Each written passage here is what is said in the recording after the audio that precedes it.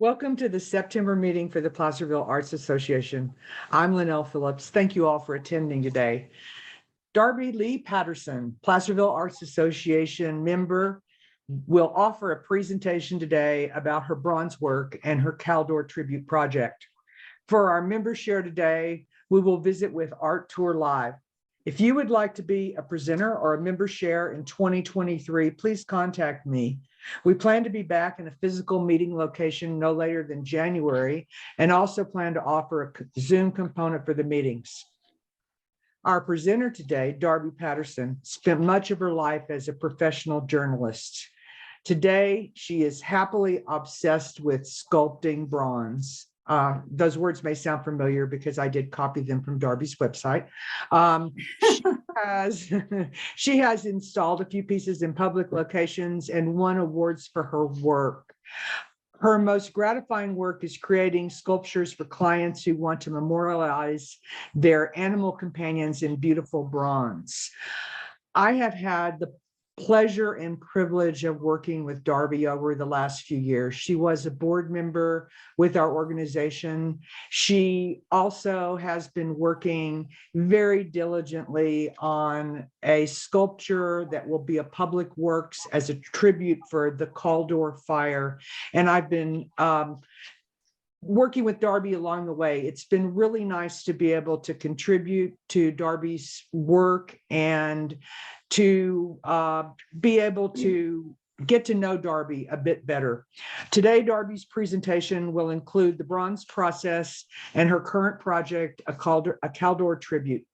I'm going to introduce Darby, and I'm going to ask you all to mute. I will mute myself as well.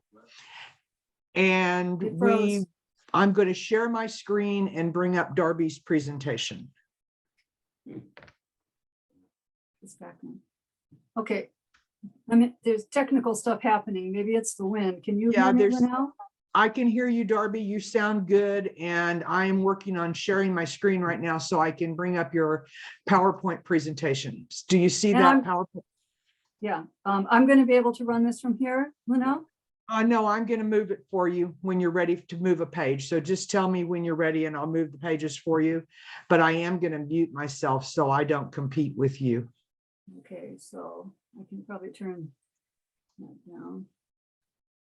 All right, well, I'm ready pretty much anytime.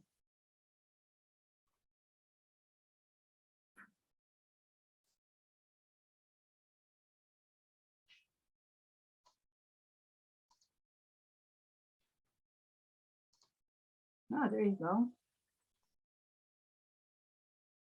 No, I guess I'm coming through, okay, right?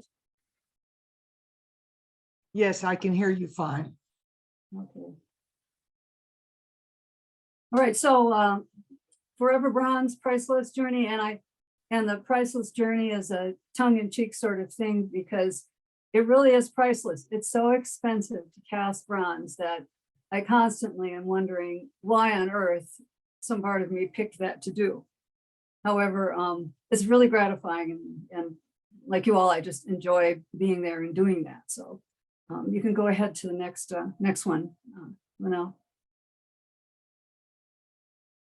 Is there something I can do to let you know to switch the? It's not you, Darby. It's a technical difficulty because the window with the participants is sitting where the arrow is for me to turn to the next slide.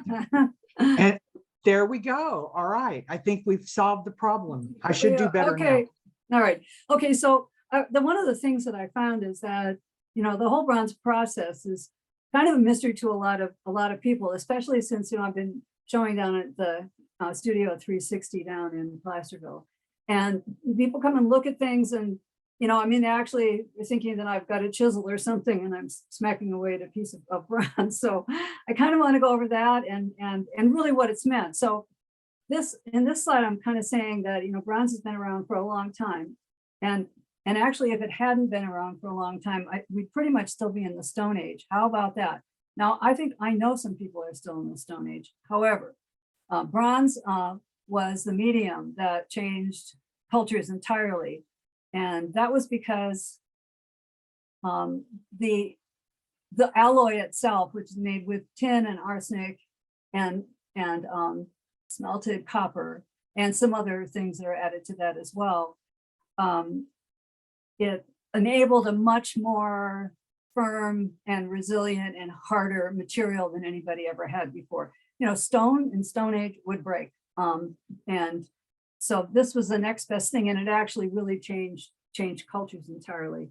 And it began really mostly in the Middle East, but spread rapidly, you know, without any really good explanation around a lot of that Mediterranean area. On the right-hand side here, you see these are really, you know, ancient tools and mostly weapons, because we've always been the warring kind, I guess. So those are some of the ancient weapons that were excavated and brought up to ground and checked out to see what cultures were doing way back then. So we can move on. Linnell, is there a way for me to be able to see my notes on here from your end?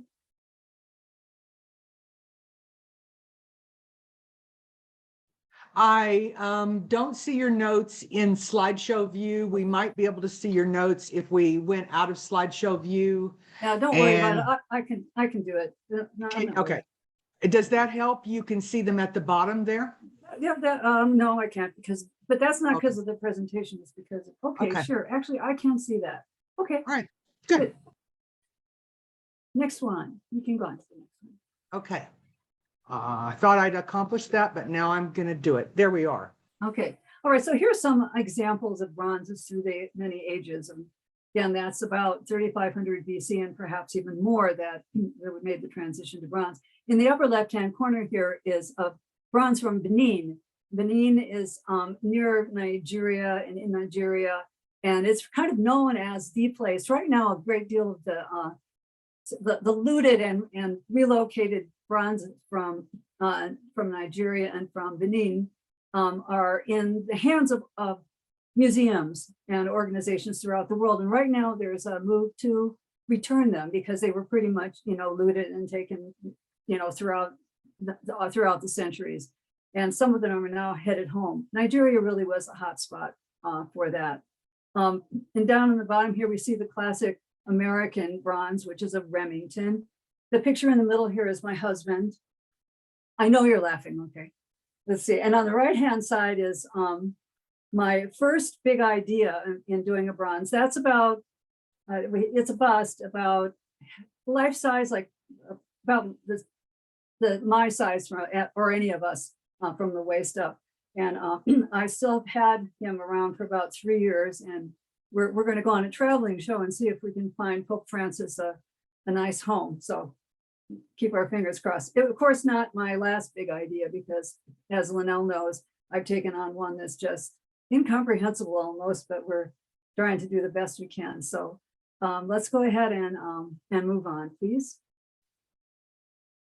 All right, so these are the kinds of this is the process, and this is like pretty much my process, right? So I get to sit down and I get to sculpt. I'm using an oil-based clay that never dries, so I can keep coming back to it, and also I can keep reusing it. So one of the clays that's new is called Monster Clay, and it's another oil-based clay, and it's used a whole lot like in animation and also like in the costume industry and such, because it's so takes detail extremely well. This one is not that kind of clay that you're looking at here. But after I do this in clay, then we go and we make a mold. And after we have the mold, then we're going to start pouring into that mold. We've got a negative, pouring wax into the mold, and then that wax mold comes out, and then that always needs a lot of work. And that's a whole different thing. It's almost like being a jeweler and learning how to use those tools. It's a very different set of skills than what you need for working with clay. So after we get that wax done and delivered to a foundry, then we've got to inspect it and make sure that everything that they're doing on their end is exactly what we expect. And there's up in the right-hand corner, there is a picture of my little tough shed. And that's my little studio that we kind of fixed up. And it's my happy place, AKA heaven. So go ahead and move on now, please. So here we are in the messy part of it. It's not as much fun, but it's interesting. I've had a great deal of help with this. Making a good mold is very difficult, and it's really key to having a good piece come out. So the mold making material is made out of urethane, different mixes. You have to mix them together, you know, in gallon and 2 gallon buckets. Very heavy, very messy, stinky. Sometimes you have to wear a mask. So we take, and I'm setting up, this is one of the pieces from the Caldor Tribute that I'm working on. I'm sort of like diking it up so that we're going to pour this one. A lot of these urethane molds are made by brushing them on, but this one we were able to pour because it's flat. The person that you see that's standing there, has got the white hair and the blue gloves, is my friend Don Domeno, and he's just really kind of a famous mold maker, and he actually serendipitously lives in Camino, and he's good enough to help me because he's a perfectionist and he takes his time with things. And I'm not really known for my tremendous patience about many things, except for sculpting and clay. I'm forever with that. But I'll take shortcuts. There are no shortcuts with Don, and he does a wonderful job. He's worked for some of the world's greatest bronze artists, and I'm just thrilled to have him. You see a picture of the way the mold looks, the next one, as we're starting to sort of submerge it. Once we get that submerged, and we're going to pull it out, and we're going to make a mold. You're seeing on the blue piece on the side, that's another piece that I have, but that's a mother mold. There's another thing that's kind of objectionable for picky people to do because it involves fiberglass and some other kinds of mixtures, which are kind of toxic. So what we get out of that, we're going to pull out the rubber mold that you saw us making there. And the little bird on the side here, that's what it looks like. That's the negative. And into that, we're going to go ahead and pour wax. Once we get the wax out, then like I said, that's the time that we're working wax very carefully with a little tiny flame, some brushes and some solutions. Next to that, you see a chess set that I started, never quite finished. I still have these guys around that I'm working on. And those are all in wax right there. So you can see what wax looks like. And you can see what we did with the Pope, which was really a very challenging wax piece to finish out. And that's the place at which we go and we deliver it to the foundry where you hope it's going to turn out, and then you really have to look at it because every foundry has its own idiosyncrasies.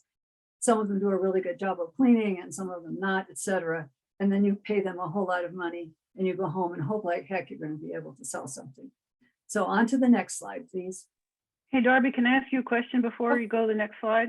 Of course. On the Pope, is that solid wax or is it hollow? It's hollow. I'm sorry, it's hollow.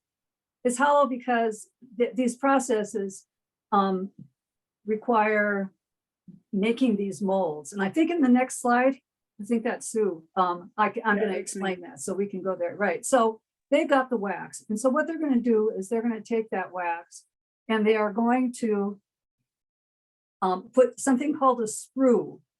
So you're seeing that sprue gating. And up in the corner here, the closest one where you see the guy in the silver suit, he's pulling or putting some items into a kiln, a very hot kiln. And if we could, and I can't enlarge it, I tried, but you can see these little things. They're little like legs that are sticking out on the pieces he's putting in there. And that's called a sprue because what they want to do is be able to melt the wax out. I want to back up just a minute. When they get my wax, what they're going to do is they're going to put that wax into a slurry. Now the wax again is hollow, and inside and out it's going to get covered into that slurry, and then it gets kind of coated with a sand, which is not really a sand. It's more of a ceramic kind of a material. So it becomes this hard shell, and that step is repeated 5 times. So it takes a long time at the foundry. And that's one of the reasons it's so expensive, because the foundry process is very time consuming and it's very resource rich. So this creates a ceramic shell inside and outside of the wax. And then this wax shell, and you'll see that in that picture, goes into a kiln. It's heated to about 750 degrees. And the wax again melts out. And that, of course, is a lost wax process, as most of you know, I'm sure. So the ceramic shell is fired to a very, very hard surface. And while that mold is still hot, the bronze itself, you can see being melted there, is about 2100 degrees. It's poured into that hollow space made by that ceramic shell. And then it's taken out, and foundry workers then start banging away with hammers and chisels and whatnot to knock that shell off. And that's called the breakout. And the next thing it moves to is the chase and the finish, because what you're getting is something that's very dull, and it's probably got all kinds of this investment, the white ceramic shell, little dots of it all over. So finishers, like the gentleman here in the corner, they will go after that with specialized tools that take many years to learn how to do, because they cannot damage the work that's been cast. And it has to be all done to the way that the artist wanted it to happen. And the next step after that is it goes and it gets a patina. And patinas are mixtures of chemicals and water. And one hand is, as you see this gentleman in the corner here with the earphones on there, is he's hitting that with a hot torch, and he's heating that up again. And in his other hand, eventually he's going to pick up and he is going to hit that with a bunch of different chemicals to get the color, the hue, whatever it is that I want from that. So can you go ahead and click it again, and you'll see that's a little video.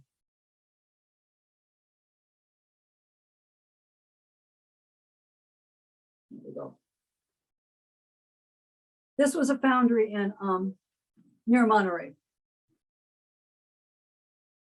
Okie doke. So we can move on to the next slide. There are many different kinds of patinas that can get done. They're not just like the bronze, gold. You can do all kinds of colors. And I've been fortunate enough to be able to do a number like blues and different kinds of hues, but it really takes a patineur who's extremely adept and really knows what they're doing. People study this for years and years and years. So as you look at this, you can see the expertise in every little piece and part of it. And that, all of that, along with those material costs, really adds up at a foundry. So I never can really argue about how much it cost me to get things out. I guess I asked for this. I'm not sure why, but I did. So that's the bronze process. So let's move on to the next slide if we can. And this will take some, okay, that's fine. All right, so we're going to talk about what happened with the Caldor fire. And first of all, just, I don't know if others of you were evacuated, but certainly you've all felt the impact of that fire and the one we currently have, of course. And I had been writing a blog for a couple of years, and I was in touch with all of the fire departments and the law enforcement and some volunteer organizations as I wrote my blog over about 2 months. So I had a lot of connections there, and I was always just awestruck by how many people were involved in this event. And it was countless numbers of thousands that came from everywhere. I mean, there were firefighters from Israel, for heaven's sakes, and all over the world. So when we came back and our house was still here, and everybody's house was here with the great exception of Grizzly Flat, of course, we were, grateful. And I couldn't say thank you to enough people. And that's how, I slept on it and I woke up and I had this idea for creating a monument to say thank you to as many people as we could acknowledge with a public monument. Okay, next. All right, so this is the initial plan. These things are always moving and changing, but you can see here the organizations that were going to be honored. I originally had a smaller piece in mind. And what happened was that I had the picture of the firefighters that you see on the right where it says firefighters in field, and this one's in a mold now. But that was actually seen by someone from the county and who's in firefighting, and I got one heck of a reaction, and it wasn't good. I mean, he liked the piece, but where is the county in this tribute? Because the county firefighters are right alongside the Forest Service, and this is the Forest Service, and he could tell that because of the helmet and the axe that's being held in this particular panel right here on the right. So I had to create another panel, and that was going to be to honor county firefighters. And one thing led to the next. Now I'm into 6 different images, and 3 panels. And now, and also including law enforcement and air support, as you see. But it's very interesting because I also have these vetted by people who know what they're talking about with the fire department and law enforcement. I have one that honors the indigenous firefighters, which would be our Miwok firefighters here. And I've gotten corrections so that I'm accurate about what tools and what implements and symbols that are surrounding people in these panels. So I think we can go on then.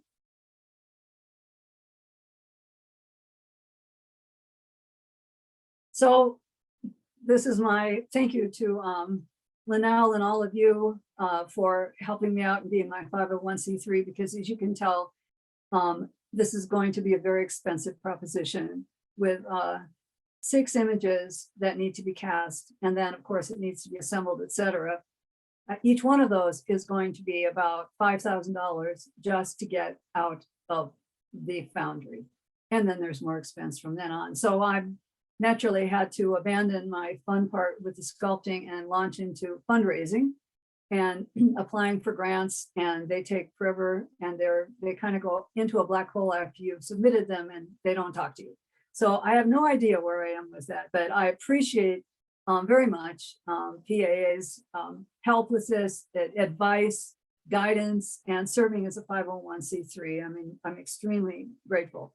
So if any of you have any advice or insights, I would love to hear that. If you can think of another way to get the word out, so I might get some more support.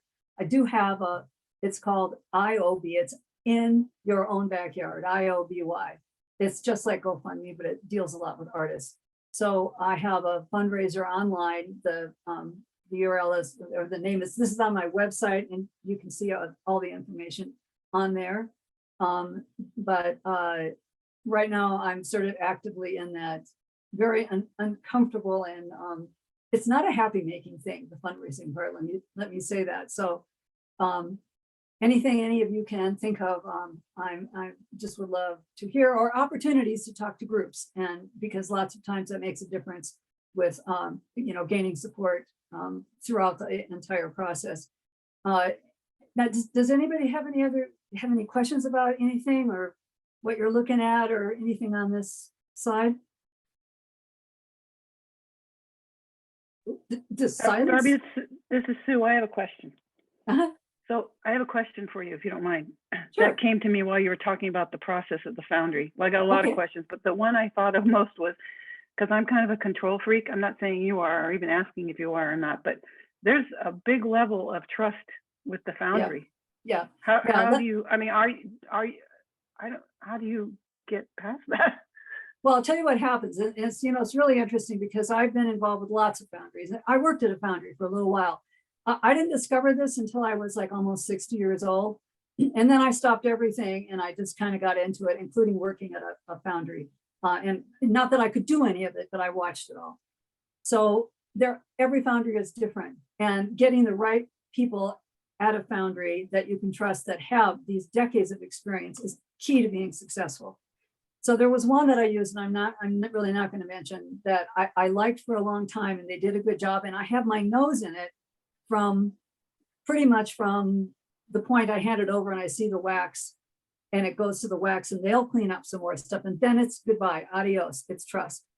But one time I picked up some very small pieces from a foundry I've been using, and when I got them home, I found that parts of them had no patina, and that ceramic part that I told you about, the little ceramic kind of dots and pieces that hold up the new mold that gets the wax melted out of it, that was stuck in some of the eyes and the crevices of some of my pieces. And I came home after paying them. I came home and I had to sit down with chisels and tools and whatnot and clean it up myself, which I'm not good at. And then I had to have the patinas redone by somebody I trust. So every time I go now, I don't just trust that the finishers got it right, and I don't trust the patineur is going to do what I want him to do, or her. So it's really getting involved at every level that you can get involved in. The rest of it is an entirely different world. So yeah, that's a good question. So that's so you've got to have a good history with somebody. I'm right now I'm looking at a place in Berkeley that does lots of really big monumental stuff. And they tend to be a little bit more expensive because of their reputation. But it's it is something that, you know, the artist has to understand themselves, you know, that like I have to know what they do and how they do it and what each step entails, so that I can kind of try to help to guide the, you know, the process as well. Does that answer the question? Yeah, and then I was kind of thinking while you were talking about the process, of course, I can't know all the process, although I really appreciate your slideshow. But then if you go to Berkeley with this, how are you going to get it home? Oh yeah, that's a really good question. Don't think I haven't thought about it. And who's got the biggest truck? This stuff, as my experience with Pope Francis has taught me very deeply, is bronze is heavy. And the Pope weighs probably about 170 pounds. And moving it back and forth to anywhere is a very major thing. So this is going to have to be a transport kind of thing. Right. I may look at some foundries a little bit closer to make it easier, but each of these panels will have to be transported, and it's going to be truck and it's going to be muscle, and it's probably going to cost me some more money. So I've really got myself deeply ensconced in it's like quicksand. So yeah, there's a great deal to this. Yeah. Okay. Thank you. That's the only thing I have right now. Okay. Oh, I have one more slide.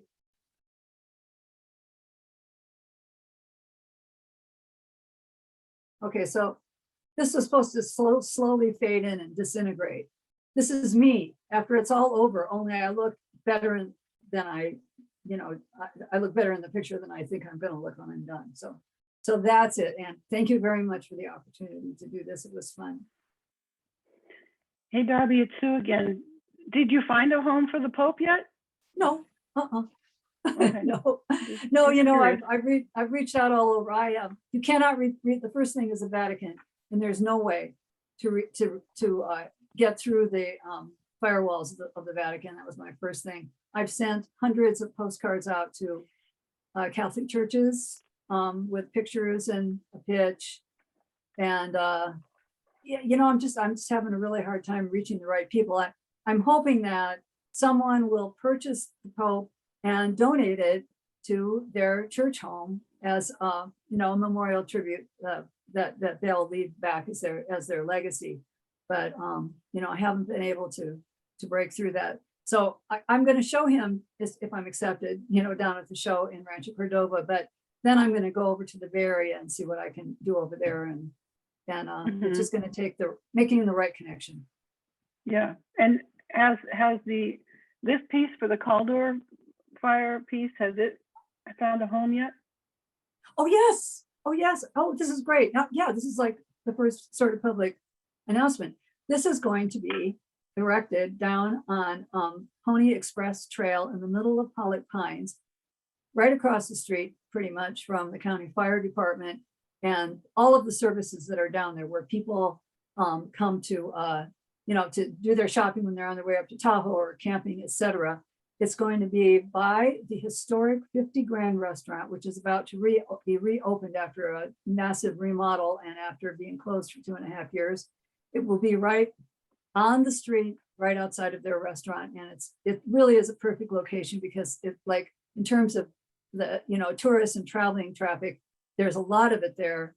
And it's very convenient to this lake up here, Lake Jenkinson, at Offslide Park, where a lot of us, come up for the short trip to, being able to go hiking and sitting by a lake. So thanks for asking that Sue, but I'm excited about them offering that piece of property to me to have it set up there. That's exciting, because that would have been I know you have a bigger hurdles maybe, but that seemed like now you have a place for it. So when you do your talks, you can say you have a place. That's cool. Yes. Congratulations. It makes a big difference too with a with writing for grants, is everybody wants to know that you have a place to put it. And the county, one of the county agencies had looked at it, and I know that it takes forever to get anything through the county. And I thought, what would it be like for them to look at 6 images of art and agree? Yeah. So I discarded that goal. Awesome. Congrats again on that. That's great. Thanks, Sue. Sure. Thank you for that presentation, Darby. I agree with Sue. It must be completely nerve-wracking to have to hand over your fragile lost wax to the foundry and just fingers crossed that it's going to come out. It does remind me of what ceramic artists go through when they're firing. Oh, yeah. But they're not as dependent on staff after the firing to make sure that everything comes out the way you want it to. Wow, what a lot of work and what a lot of effort. Yeah, all the way around for everybody. It is, but Yeah. I guess it's worth it. I'm still doing it. Well, you certainly love it, so that makes it worth it for you to do that. I don't know that I'm going to be jumping into that process anytime soon, but it is very Good for interesting to see what you're doing there. So that's great. Well, I expect our Art Tears people to join us momentarily, but what I'm going to do to fill in the time is I'm going to go ahead and make a couple of other announcements. I'm going to screen share again because Karen Poole reached out to me yesterday and she said, be sure and tell all of you hello. And then she sent me this email to share with you.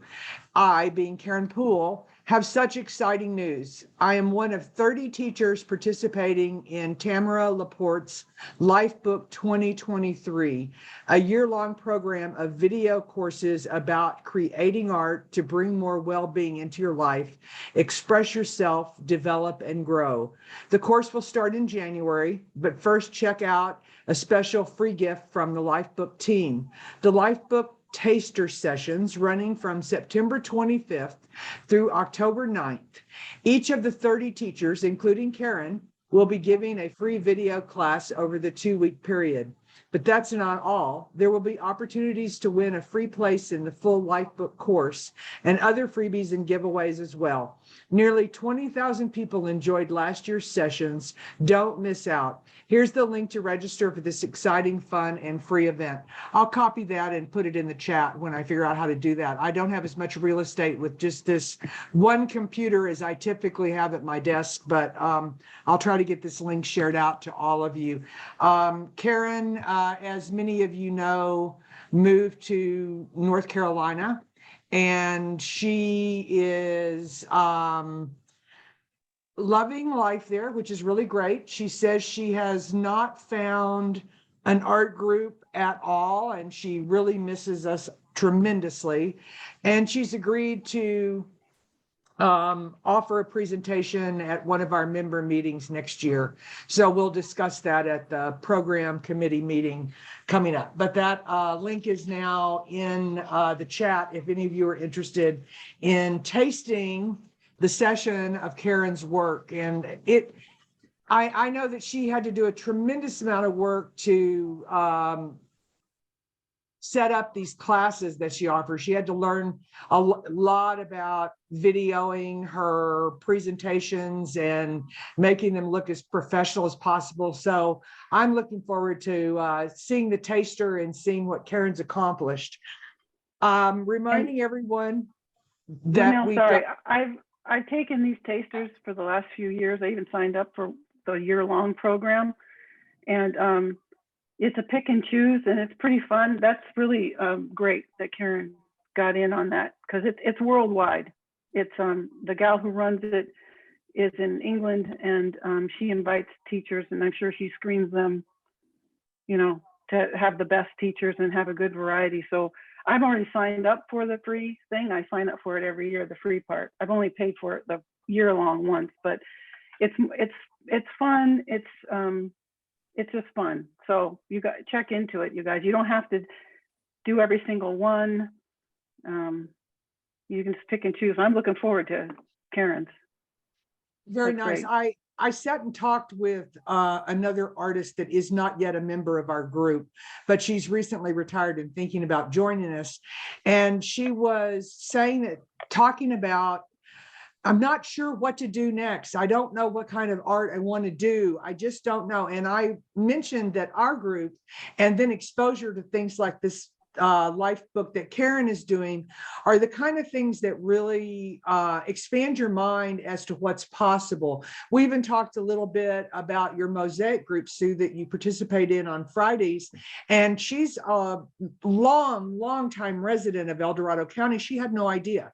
And these are the kind of ideas and information that we all exchange with one another that makes for a richer, broader artistic experience for all of us. And so I'm really appreciative that Karen circled back and that you contribute the things that you do, and that we all share in these meetings with tidbits of information. I know it certainly expands my artistic endeavors. And I'll show you a couple of pieces a little later that I jumped off with something that the lady that gave us the Vintangle demonstration did, not during the demonstration, but her artwork. So my reinterpretation of it in a couple of pieces, I think that it really expands your mind when you see what other artists do and talk with them. So I think it's really great.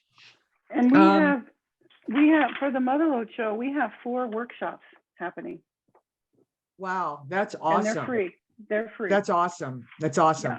We want to make sure we get those posted up on Facebook too, so everybody will know when those events are. We could put those in as events. And speaking of the Motherlode show, I noticed that we got an entry in there from Darby Patterson, and the Pope has been entered in the show. I'm not going to be the one to set him up, let me just tell you, Darby, but if he does get in the show, you need to bring support with the Pope.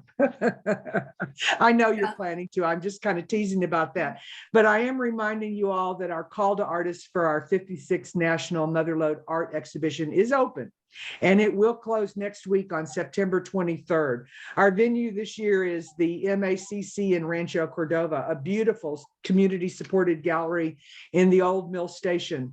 This year, there are at least 2 new features for artists, significantly less commission if your art is sold, and Cheryl Gleason, the gallery manager, is supplying the goodies for our reception.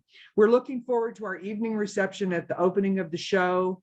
Our show judge, Barbara Berg, will offer a critique that evening. It should be a lovely evening. Go to placervillearts.com for the prospectus and to see the link to enter. If you're not already a member of PAA and would like to join, registration links are available on our website under the Join tab. That's placervillearts.com. PAA's members whose entries are juried into the Motherlode show are eligible for additional awards. We currently have 145 plus members and would love to see your name in our end of the year roster too. Our next member show will be at the Government Center October 10th to 14th. That's at the El Dorado Community Government Center. Please bring your artwork to the Government Center the morning of Monday, October 10th, between 7:30 and 9 a.m. Entry form and show details are at placervillearts.com. Our next board meeting will be Friday, October 7th from 10 to noon at Rayleigh's Placerville Conference Room. Any member is invited to attend.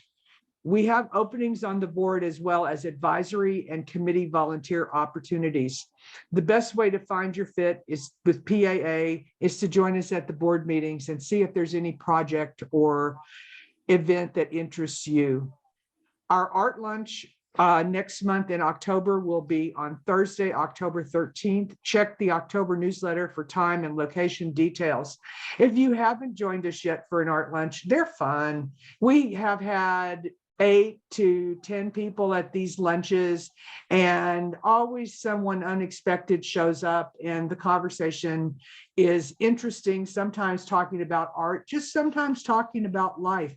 At the last art lunch, Carolyn Cunningham shared with us that she had an evacuee, her niece, staying with her, and that came along with a flock of chickens, a pony, and 2 steers or cows. I'm not sure which, but it was quite the menagerie at her house. I had goats, but decided Carolyn's place wasn't the best, and she was quite relieved. Our first meeting for the 2023 Programs Committee will be this Tuesday at 1 p.m. at the Vets Memorial Building in Placerville. If you'd like to be a part of that committee, please email me at linnellphillips@aol.com. Still filling a little time before the Art Tours group shows up. And I just heard my beeper go off, so I could actually end up with a guest, but then again, it could just be somebody else going in or out of the property. So we may not see anyone here. I wanted to talk a little bit more about the Motherlode Show to you guys. Just this week, we found ourselves hitting our break-even point for the Motherlode Show.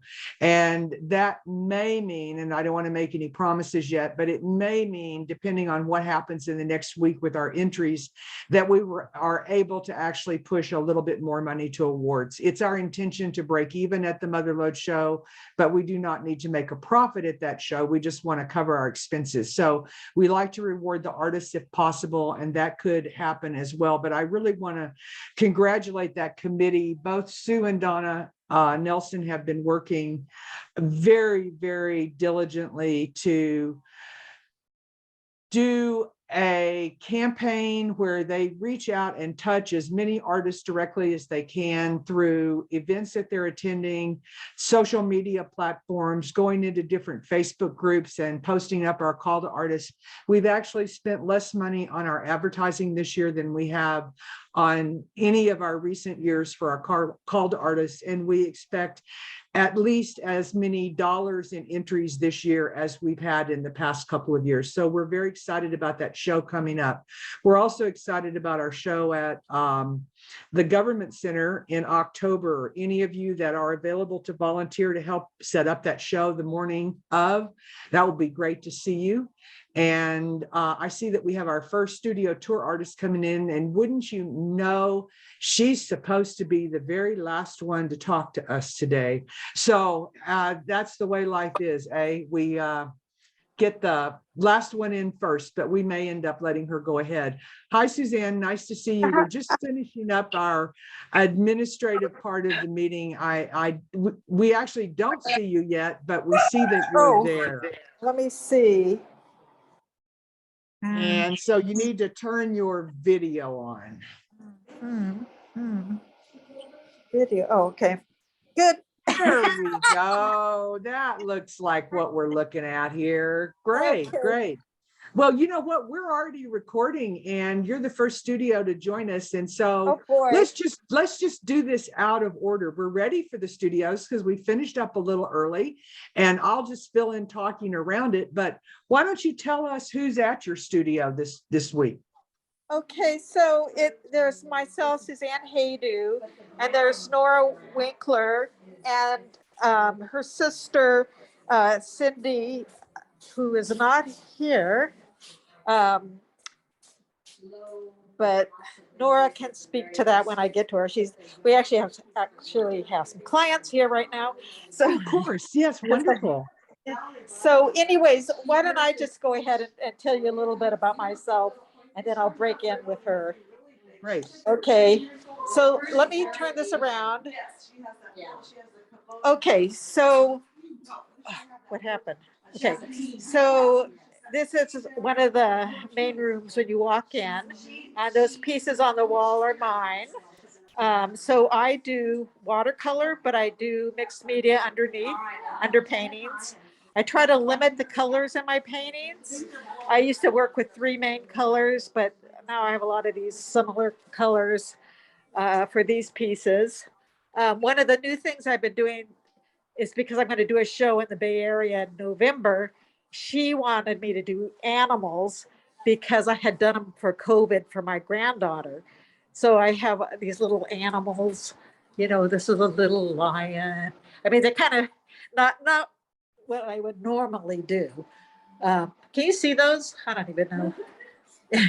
So that's a little rhinoceros. And here's another. Oh, this is one of the watercolor I did on a board. The watercolor board. So then you have to laminate it with a sealer afterwards because there's no glass over it. But let me see. Here, I don't mean to get you sick. I don't know if moving is making you sick. This is a big piece I completed for this show.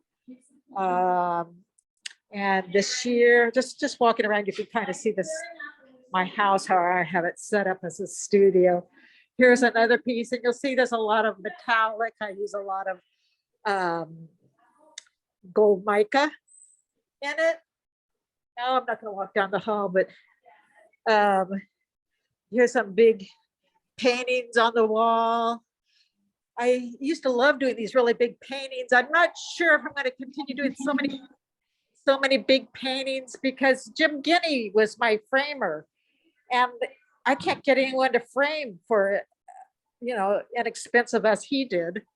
So if anyone has any great framers, I would really appreciate knowing that. Okay, here's a little bunny rabbit up here. I don't know if you can even see these things. Oh, here's one I like, Under the Wave. I did this for the show. And you can see the layout. I clean out the kitchen. We put up stuff in the kitchen. And the kitchen table, we have pieces. Oh, we have cookies. We have free cookies and water. So anyways, I think that's it. I think Nora's free now. She just sold thousands of dollars worth of art. So I'm going to pass you on to Nora. Okay. Wonderful. Welcome, Nora. I love that you're selling art. That's super. Hi. I don't know where I am on You here. weren't on it. Oh, You're showing. Let me see if I can. hang on. Technical difficulties. How did I do that? Here. There. Oh, there you, hi. Hi, Nora. Good to see you. Nice to see you. What How's are the we tour doing? Are going? we supposed to go around and talk? I just Yes. talked a little bit about my work, and you can also talk for Cindy. Oh, okay.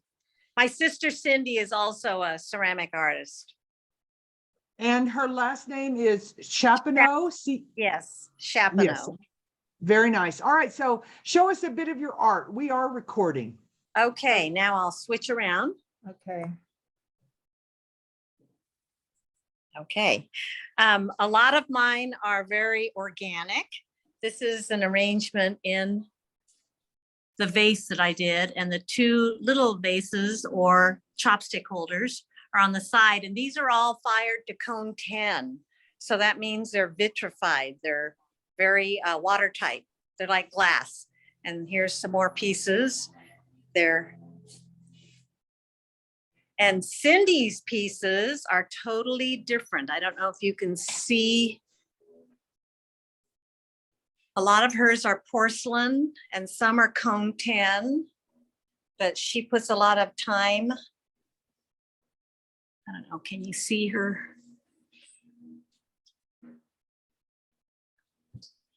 And she does raku art also.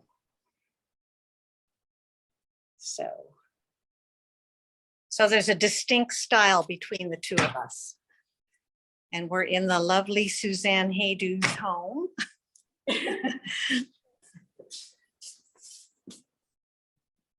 Here's some new pieces that came out of the kiln Friday. And these are very large, but they're meant to be large and heavy for ikebana, because then the arrangements won't topple over.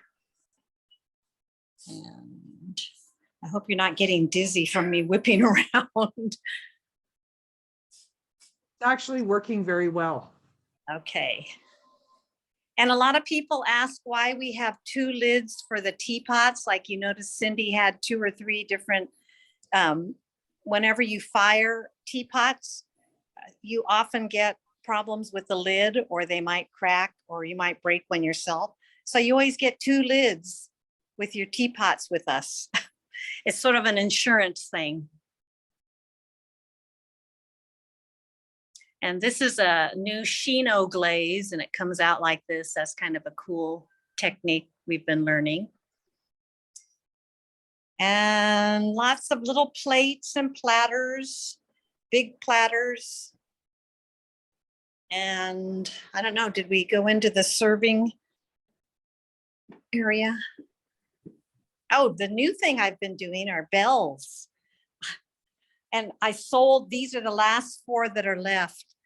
I've been buying these agates.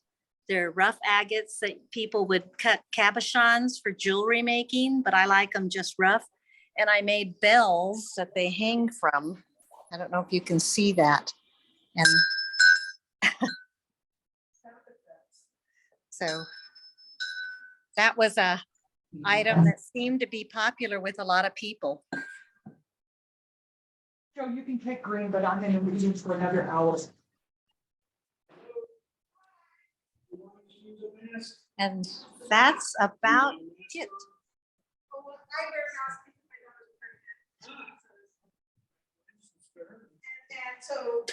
And then we have lots of containers. My in-laws were the Crosby's, kind of down around the corner from me.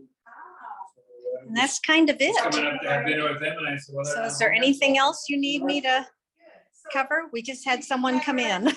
Well, enjoy your tour. That's a lot. That's not a, that's it. That's a whole lot. We do have a And, lot. You do. So wonderful. It was wonderful of you all to share it with us. Thank you so much. So back to work there, girls. All right. Thank you very much. Thank you, Nora. Thank you, Suzanne, so much for joining us. Hey, Rob. Rob Vernon is our reporter at the studio for Wendy Holloway and Roy Lazama. And we're kind of going out of order, Rob. So we're going to go ahead and set you up for hearing your report now. And we're just going to be taking you reporters as you join us today. So, okay. Yeah, so we're ready for you. You're on, buddy. And Well, I guess I'll start right here. Hi, this is Rob. I'm at Wendy Holloway's and Roy Lazama's studio. They're over here just off camera, and here's Wendy now. And we'll let Wendy talk about her art and where she gets her inspiration. Great. So I'm Wendy Holloway, and I'm a metalsmith.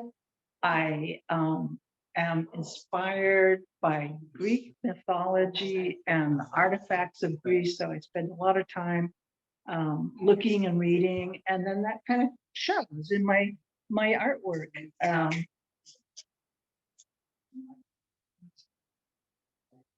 So I'll walk around a little bit. And we'll take. So this work is called Kambu, and I make it by using 24 karat gold and fusing it to silver. So it really has that look of gold without a huge expense. And this is a piece that has a lunula, this moon shape, and those show up in all cultures. You've probably seen them on the Native American necklaces as well. And that's inspired by Crete. It's a double axe. So it's a tribute to their mother goddess. So I've done a lot of looking at the different goddesses and try to pay tribute to them in my artwork. This collection is all silver and copper. And another lunula necklace. And this one is a necklace that's for Athena. And then there are a couple of pins that are modeled on the ancient Greek safety pins that they used to hold their togas together. And then over here, I have a whole collection of bracelets where I've made intaglios using precious metal clay, and then put them together to make a bracelet. And let's see, these are some pieces in silver. And I like getting volume in my earrings by, they're kind of architectural, and it's called a hollow form. So that's that. And then on this table is kind of mixed metals and using some stones. And I just learned a new technique, which is so new. It is very interesting. And it's this one right here. And it uses colored pencils on metal. Really? So yeah, that's really different and a fun way to get some color. Fabulous. Really interesting. All right. Well, thank you very much, Wendy. Thank you. And we'll move on over here to Roy's studio, who is getting ready to set us up a little demo here. But we'll show some of his work I'm best I hoping can. that I will be told on And, Zoom by her. Whoops. I don't know who. We lost. I also want to make sure that my sound is up. The barn has a shield of aluminum insulation. Uh-huh. So Somebody needs to turn their mute on. All right. I hope not. All For all right. the money I'm getting paid. And so here we are with Roy Okay. Lizama. Lizama. I start out, don't think I do. Roy, hold on a second. Hey, Or I can start at Diana and work around this. Hey, Dale, you need to mute yourself if you can, because we can hear everything you're saying. Oh, there you go. Thank you. Go ahead, Rob. Am I on again? Okay. So here we are with Roy Lizama, and he's going to give us a quick demo on how he does his pottery work. I started out with the solid cylinder frame. Okay, and then I drive a stick through it all the way through. And there's already somebody spread it out. demonstrating. Oh my gosh. Are you going to be demonstrating? Can you walk around or? Okay, oh, this one I just did right before this one. This is has been scribed and has a layer of powdered clay in the front. Okay, so this is just part, right? Now I'm gonna do this one with the white powder.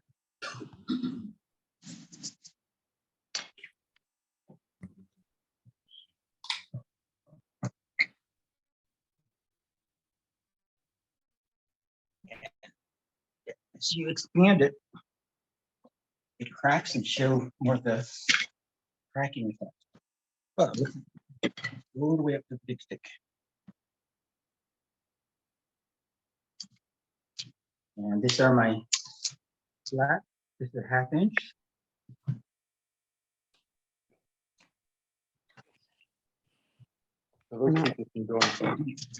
Yeah, and it compresses the clay on the inside and the outside and an even thickness.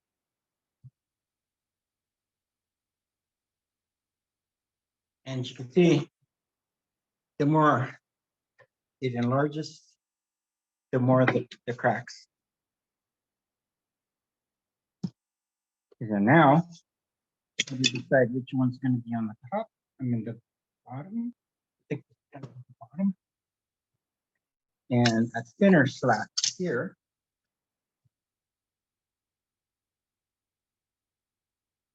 And there's the magic. Oh,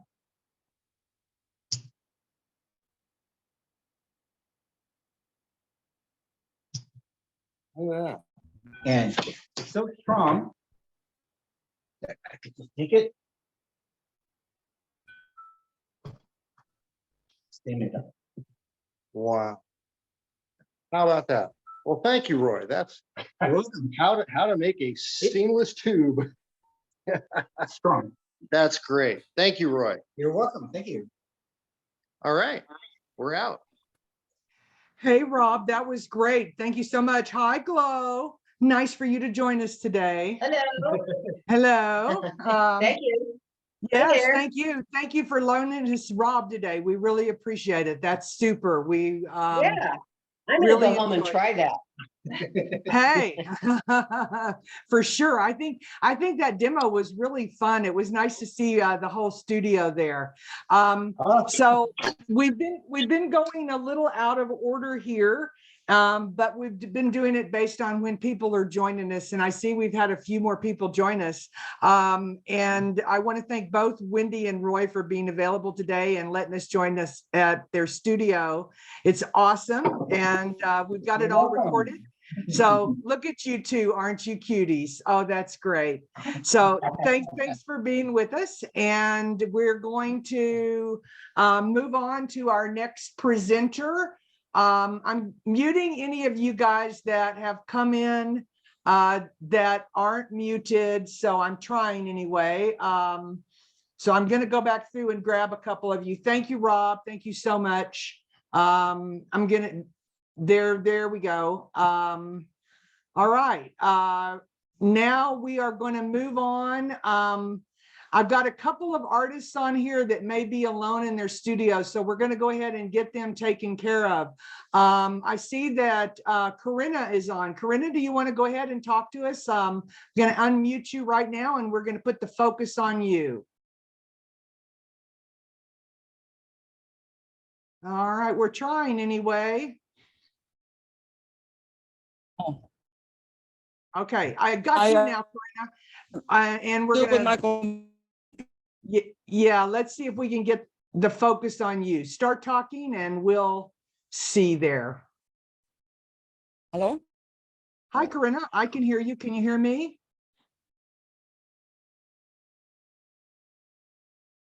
Hello? Oh, nope, we're not hearing her. Let's see, ask to unmute.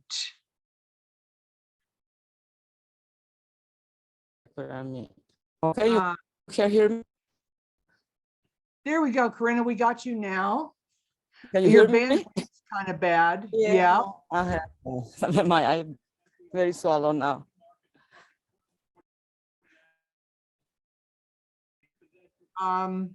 Sue, the last studio that we just saw was Studio 3. That was Wendy Lizama, Wendy Holloway and Roy Lizama. And now we're trying to talk to Corinna, but her bandwidth is low. So I think what we'll do, oh, there we go. Now we've got you. Okay. Let's do the best we can with it. She's kind of out in a remote location. So let's see what we can get from Corinna. Yeah. Well, I had to move all my paintings today inside because we put them like last year, and we moved them to that I'm working on.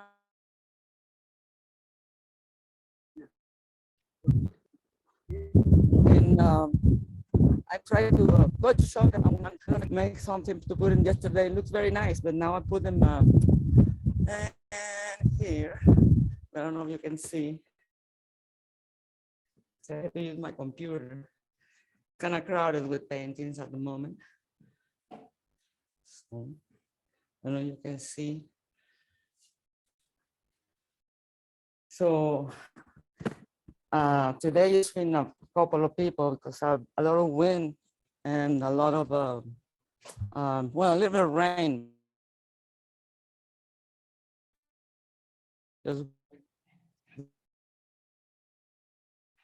It's been a hard day because of the wind. And we're getting pretty low bandwidth from you, Corinna.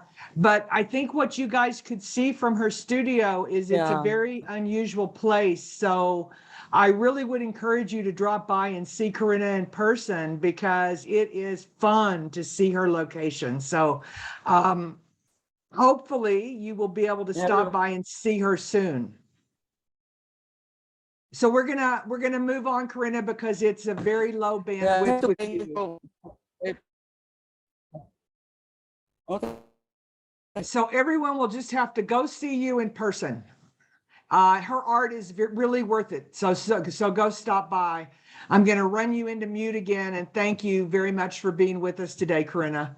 I really appreciate that. So I think next I'm looking for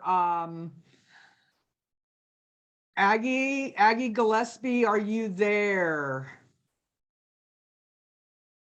Not seeing her. Oh, there she is. She's on this iPhone. I'm going to ask her to unmute right now, and we're going to move on to Augie's studio. And Augie is studio number 4 on our tour. So let's get her unmuted.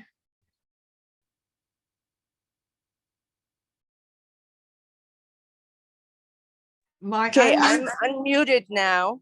Yay! Okay. And I am Aggie Gillespie, and I'm at Studio 4. And I will switch the camera right now, and I will show you some of my things. So here is a group of horses, which are hand-built. And here is one of my star pieces. It's an elephant, which is a planter.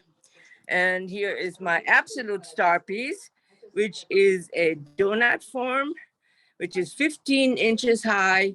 And anyway, we'll go on and on. I do a lot of hand building, like these pieces here, the watering can. And then I do, of course, wheel pieces and things like that. And more fun things here. My beetles that are supposed to scare everybody. And then I have some nice plates here that I did in a new technique with slip. And here is one of my wonderful glaze combinations that I love, runs and stuff. This is a bird feeder that is a barn, and it's a hanging bird feeder. So now we go on to a different section, which has some photographs. This might be backlit a little bit too much, but this is Tenaya Lake in Yosemite. This is the Tuolumne River in Yosemite. This is a lightning strike near Lake Powell. And this is my little downy woodpecker. And this is a famous location called The Wave. Going on to more pottery here, casserole and platters, and my cat mugs, which have 2 different cats on there. And this is a raku piece. This is another donut piece, a teapot. This is a fun little chip and dip, a different form. This is a tagine, which is a North African casserole type. This is an unusual bowl. More platters and plates and unusual bowls. So I like to do, every piece is one of a kind. This here is called a salt cellar or salt pig, like the British call them. And here is some unusual plates with stencils, peacocks in there. And here is a hanging hummingbird feeder and a bird feeder, a hanging one. We have another section here, which has a big, nice bowl, serving bowl. It's pretty nice. And here is the collection of my Afghans. They are crochet, but they're a special type of crochet, very colorful. I put, I do the little squares. It's called Tunisian crochet. And I put the little squares together in different sizes. Here we have my collection of funny faces, which is actually an egg separator. And here are my tea bag holders, some trinket dishes, and some small bowls with very nice glazing inside. And there are some more of my photographs. This, of course, is Half Dome, an interesting aspect. And here is Yosemite Falls, which caught all three falls, the upper, the middle, and the lower. My apple blooms, a camellia, and this one is a close-up of a flower that's only about half an inch, but it looks quite scary. And this is in Alaska, the Klondike River. And here is one of my deer helping me with the apples. I have some 8x10 matted collections. I put this year, I only put up my very large framed photographs because my smaller ones, the 8x10s in the 11x14 frames, I gave away to the American River Conservancy, which for a buyback for Native Americans. So I think I hadn't sold any in 3 or 4 years that I've been with the studio tour. And here's one of my customers looking at a bird feeder. Can I give you a heart attack? When you open this here, see what happens? Ooh. To fill it, right? It's easy to fill, and it won't come down. Anyway, this is just about concludes the, how many minutes do I have? I think you've done a very nice job of showing us the array of goodies that we can find at your location. I'm always amazed by the diversity of your talent. And one of the things that you were able to do today in this is you really were able to highlight your photography in a way that made it very noticeable. So I really appreciate that. There were a couple of shots there that had me in awe of you being able to capture those, that lightning strike, the little bird peeking out of the tree trunk. I mean, there were a couple of things there that were pretty darn amazing. Thank you for sharing all that with us. And now I'm going to let you get back to work and sell that customer something that you've got there. Yes. All okay. right. Go do it. Go do it, girl. Call me, Lynelle, and you can come during the week because it all stays up until next week. Okay, sounds good. Thank you. And I'm going to mute you out. And next we're going to go to Clair Van Dam, who is at Joyce Campbell's house. And I can see that she's ready to go. I'm just going to try to get her to unmute right now. Claire, can you unmute so we can talk to you? Yes, ma'am. All right, you're doing great there. You've got great sound. And show us what's going on there at Joyce Campbell Studio. That's studio number 1. Yes, I'm at Joyce's studio, and it's got an amazing amount of beautiful artwork that's gourds. And so I'm going to ask Joyce, what is your medium? Gourd fine art. Gourd fine art. And how long have you been doing that? I stop at 30 years. My goodness. Well, she has some award-winning pieces. We don't have a large time slot, so I'm going to just walk around and show people whatever they can see. If it doesn't come through, let me know.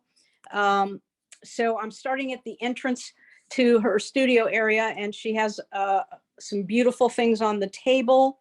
I'm just going to walk on in, and I want to make sure we have enough time to highlight some of her award-winning pieces. So I'm going to just try to give you a sense of how much she's got going on here.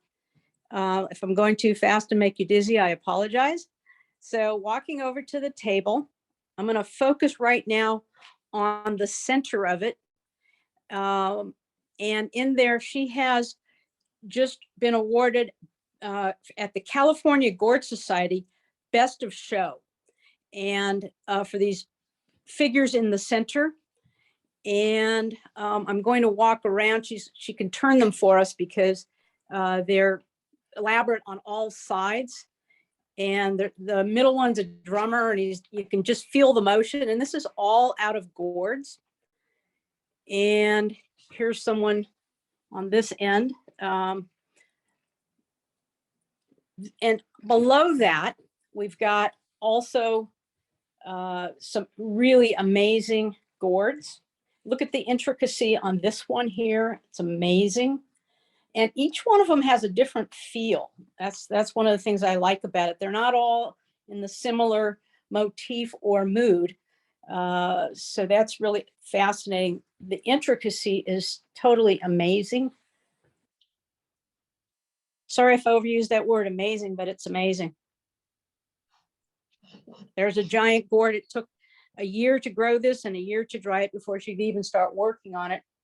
And there's many, these bowls, these large bowls are just incredible.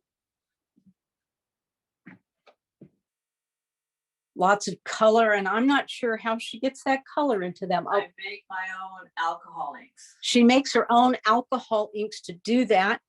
How am I doing on time, Linnell?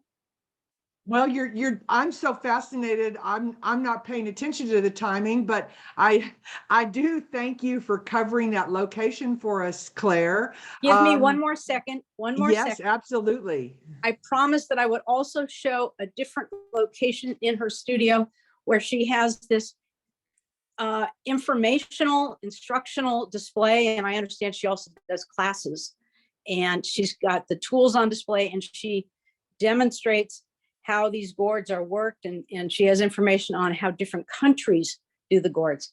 So you get the picture here, and that's what I wanted you to see. Thank you. Thank you, Claire. I think you did a great job taking care of that for us today. Now I owe you, huh? All right, I appreciate it. Claire's my friend and is helping me today. I have a couple of my friends on here today helping me. And I really appreciate that you went out so that we could see this studio, because Joyce doesn't Zoom. So the fact that you're there allowed us to get a glimpse into what's going on there at her studio.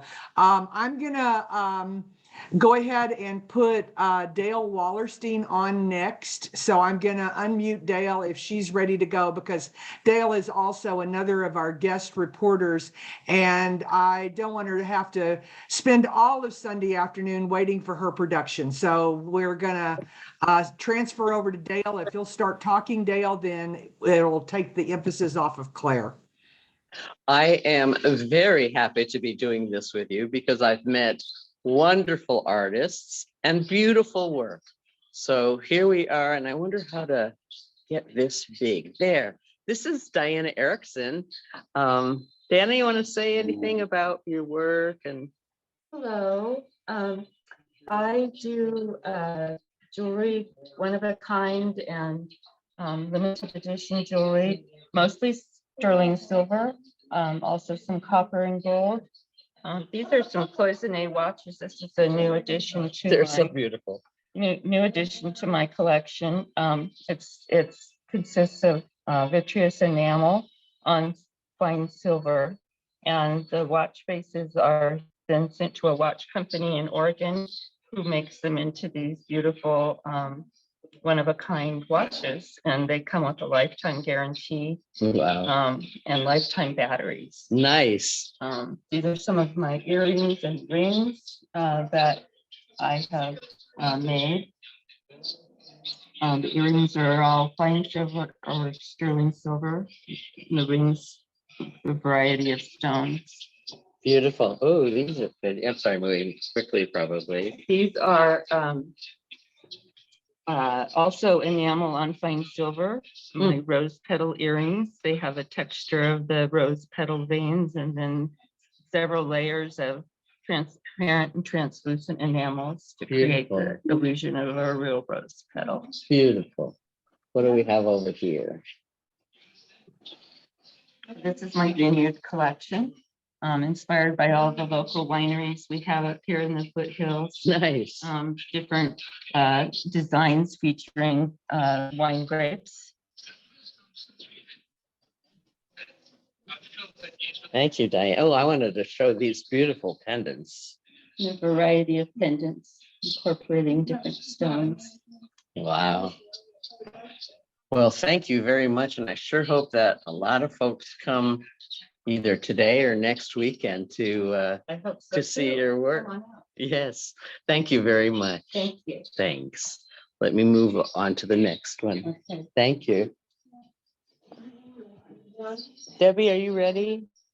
Are you ready to talk to us? Oh, no, you'll be the second. I can go somewhere else if you're busy.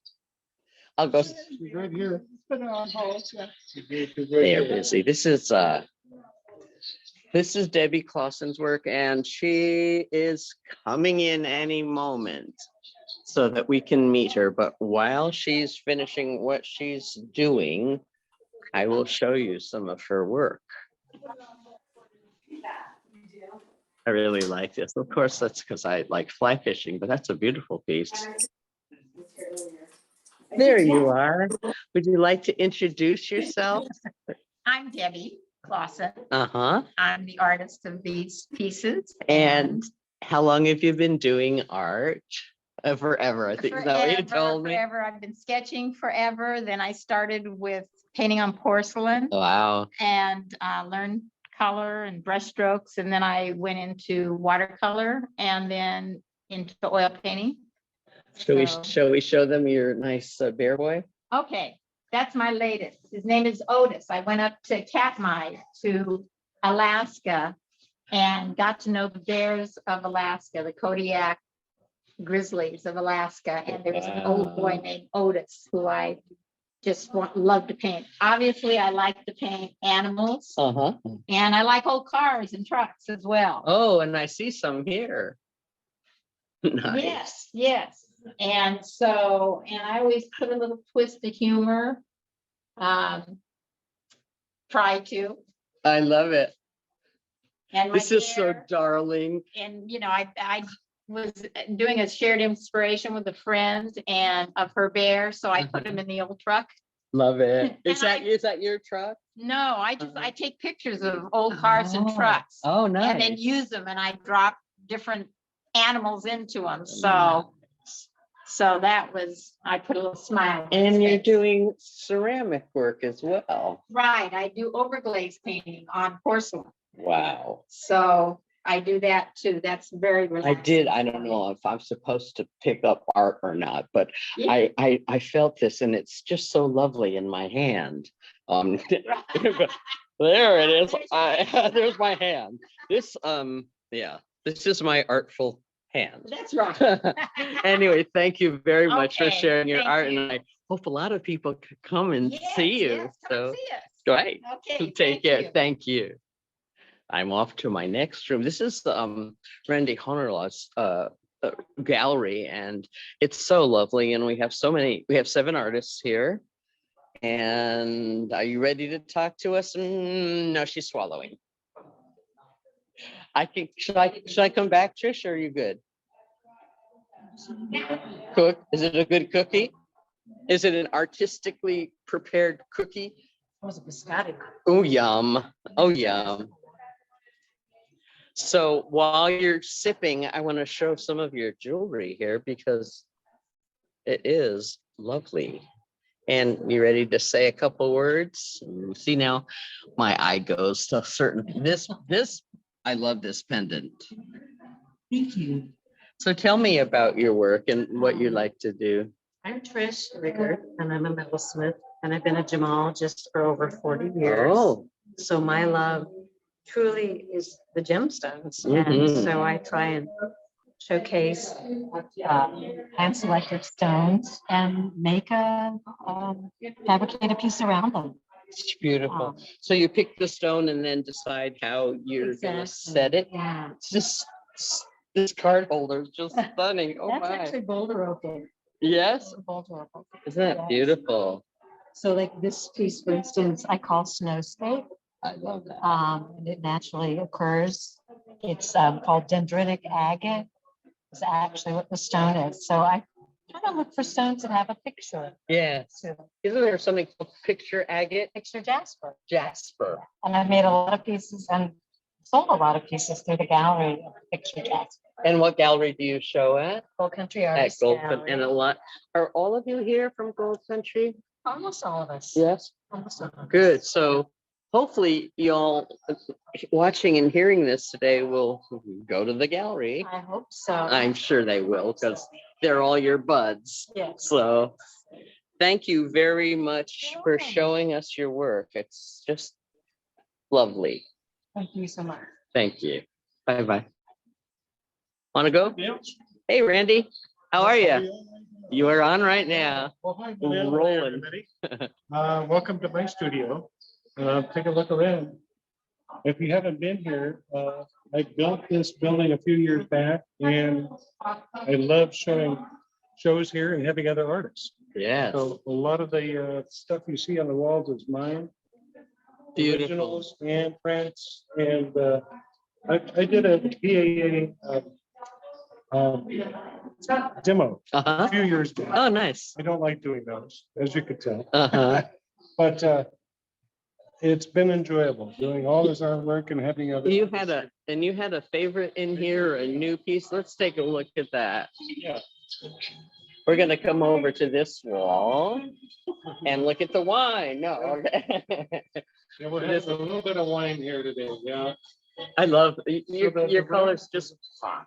Thank you. The round one is my latest paint. So I'm doing a whole series of round ones now. Now, nice. Hopefully folks like those. It looks like you've won a few awards, sir. A couple. Yeah. Nice. And you have art like in your kitchen here area too? Kitchen art everywhere, yeah.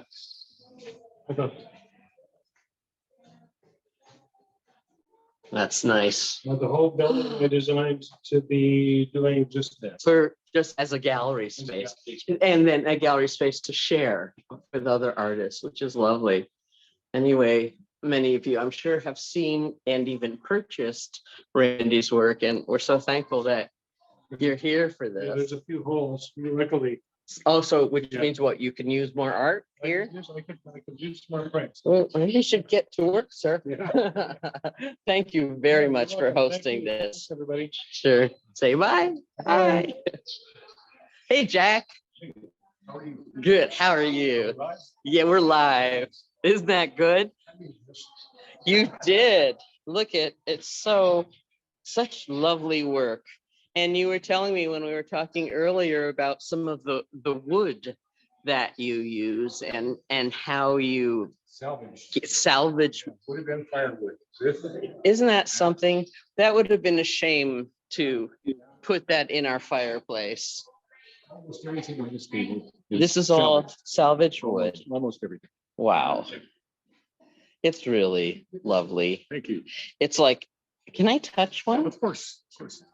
It's so smooth and luscious. Candy for your eyes and candy for your fingers. Right. I know it's really very, very nice work. You've been doing woodwork for a while, sir. Yeah. How long you been working on this stuff? Oh, boy. 20 years. Have you? Nice. And you have a shop in your house? Uh-huh. I took a lesson on the lathe to make sure if I killed myself, it was unconventional.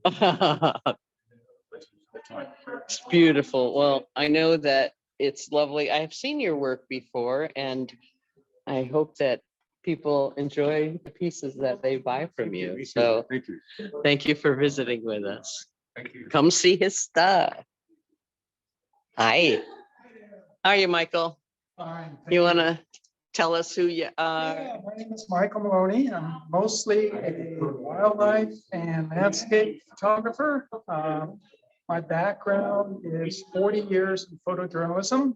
Wow. The last 30 was with the San Francisco Chronicle as a staff photographer. Oh, wow. For them. So I shot a lot of sports and news. Uh-huh. Had a lot of deadlines. Yes.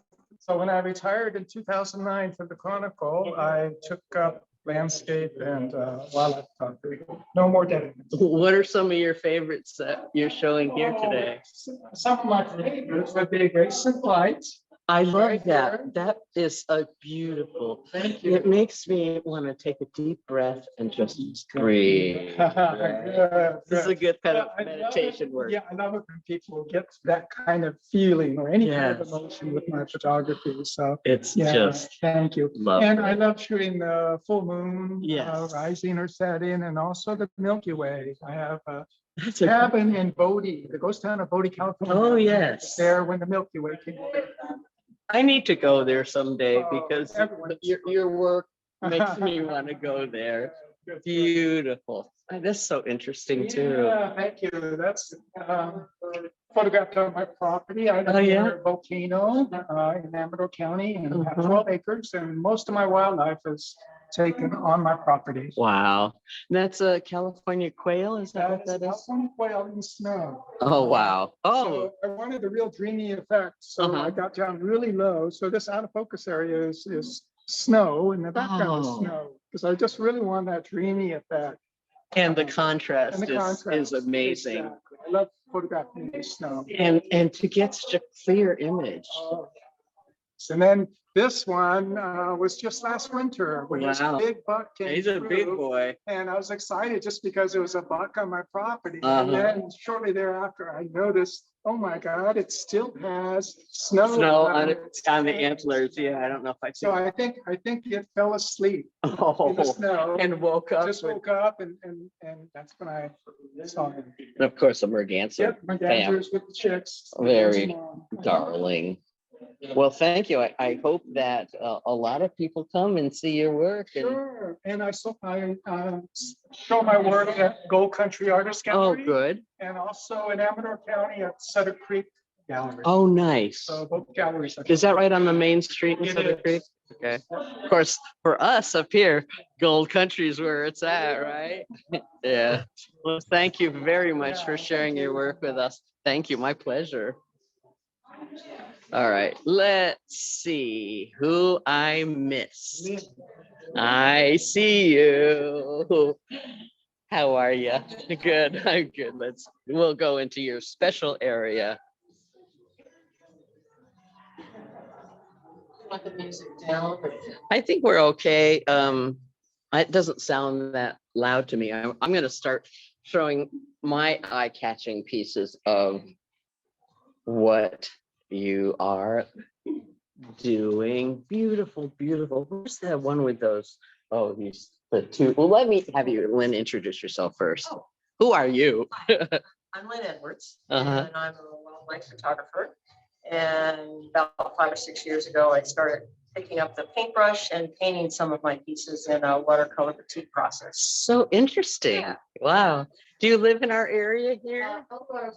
Do you? Uh-huh. Uh-huh.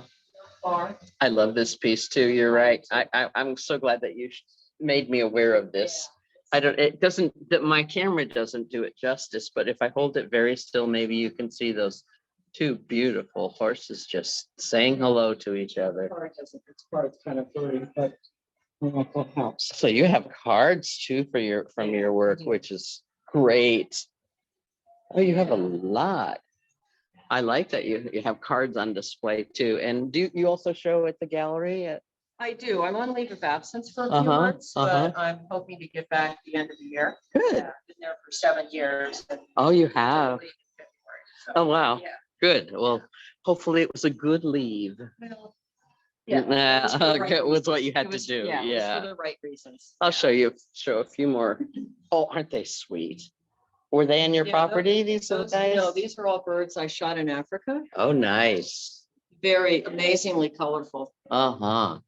Yeah, most of my Oh, look, wildlife is shot in their natural habitat. isn't that one? It's so nice. Oh, this was the one. Yeah. This is the one we wanted to look at for Yeah, sure. that's the only one that is not in a natural habitat. That's a cheetah Uh-huh. that was rescued and resides now in Animal Ark in Wow. Santa Rosa, excuse me, outside of Reno. Wow. And they run them every 2 to 3 days Oh, to for exercise their them. exercise and for their health. Are these, is this the same The guy? jaguar, these two are both residents of Animal Ark. Oh, wow. Beautiful And work. this is a sample of, I take my Oh, we took photographs, the photo and I draw them on paint it. rice paper. And Wow. then, paint them with Is watercolor. that water? And paraffin wax. And that's a giclée print of the original. Was it hard, a difficult transition to go from photographing to painting? It was something I never thought I could do. Mhm. And I surprised myself. So Did you? it's kind of fun. I like it. Good. Did you take lessons or you were just a natural or? I did do some painting with some Uh-huh. friends of mine that were watercolor. Yes, painters. nice. So that helped. Yes, That helped. And then I picked up the watercolor batik process. nice. Yeah. Oh, good. Yeah. Well, thank you for sharing your art with all of us. Thank you very much. I And, appreciate you taking pictures and It's lovely work. great. Thank you. Thank you. I'll have to look for some more. Okay. Take care. Thanks. Wow, Dale, thank you so much for covering all that. You're welcome, Linnell. It's my pleasure. And I got to meet some great people and see some great art. Wow, So- awesome, awesome. This is being really fun. We've gotten a couple of comments and Rand has just said she's loving seeing it all and thanking everybody for participating. We're going to move from Dale now and I'm going to go on to Matt Harlan and Leonard James. They've been waiting patiently and I know Matt will be able to unmute himself here, or I'm going to ask you to anyway. There you go. And now, Matt, you start talking. You're on. Okay, welcome to Studio 6. At Studio 6, we have myself, Matt Harleen, and Leonard James, who is a photographer. And we will start by talking with Leonard. Let's see if I can turn this around and get my fingers out of the camera. This is Leonard. Welcome to my studio. My name's Leonard James, and I'm a nature photographer. And I've been doing it for a few years, maybe 15 and 20 on nature. And I do primarily heavily focus on birds. Where would you like me to point to first? Well, let's start with the hummingbirds, 2 hummingbirds here are. Let's see if I can. Can you see them? Well, I got reflection. So close the door. There we go. Okay. Yep. These 2 hummingbirds are from Costa Rica, green violetta and a purple-throated mountain gem. But most of the birds here are local birds, except for the 2 that I mentioned there. I have one other bird that's not local, and that's the blue-footed booby, one of my favorites. And I also have a red-eyed red-eyed tree frog. So here's one of my favorites down here. Maybe it's because I'm an Eagle Scout. These 2 eagles that are in combat. Locked in aerial combat. We're gonna go around to the other side over here. I have a few things that are not birds, a few sunsets and a couple of images that have been actually auctioned on public television. The one here is Klamath Falls area, was auctioned a couple of years ago on KVIE. And this one from Hope Valley, the fall colors, was also one that was auctioned on KVIE, both larger versions of these than this.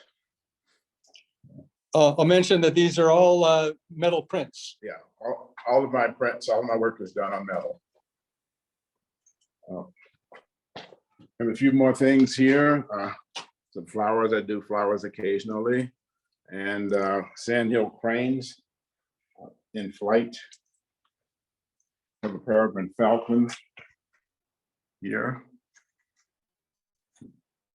And that's pretty much all the current stuff. There's Yosemite Falls, the upper and lower falls and the middle falls, as well as the three brothers from Yosemite. And that pretty much covers my work with what I'm showing here. I'll also note that he does have cards that you can purchase of many of his prints. So with that, thank you, Leonard. I'll give you a quick tour of what I'm doing. Let me switch my camera around and I will talk to you just for a second. Get my hand out of the way. So my name is Matt Harleen, as I mentioned before. I've always been an artist, but took a detour in life as an electrical engineer until 6 years ago. If you want to learn more about my story, let me suggest that you go to July 1st in the Mountain Democrat. Carolyn Dial had a nice article about me that tells you more about my background and my story. But I am currently working on a number of different things. I'll show you briefly. I've got a series of paintings of children with rare disorders. Ehlers-Danlos syndrome, something called Oker-Chung syndrome, and Wolff-Hirschhorn syndrome. These are, and I'm making writing their stories and telling their stories to help people understand about children with rare diseases and to give them hope that there's things that they can do, focusing on what they can do. I have also a lot of been working on paintings of trees, because to me, trees show a lot of strength. This is a pen and ink drawing I did from Muir Woods, redwoods in the sunlight and shadows. Not trees, but this is a pen and ink and watercolor that I did that a year ago was in the Crocker Art Museum as part of a community exhibit. I have a number of paintings of bristlecone pine trees. This one over on the side here, you can see the ribbon from last spring's member show. An honorable mention, and more paintings of bristlecone pine trees. Let me see. Also, one last thing, there's lots of different things here, animals, wildlife. I've also set myself up so that if you come and if you bring children, I've got activities for the kids to do, to be able to maybe do some watercolor paintings with masking tape. I don't know if you've ever seen a thing called a Buddha board, but with just a little bit of water, you can paint on this, and in about 5 minutes, it will all fade away.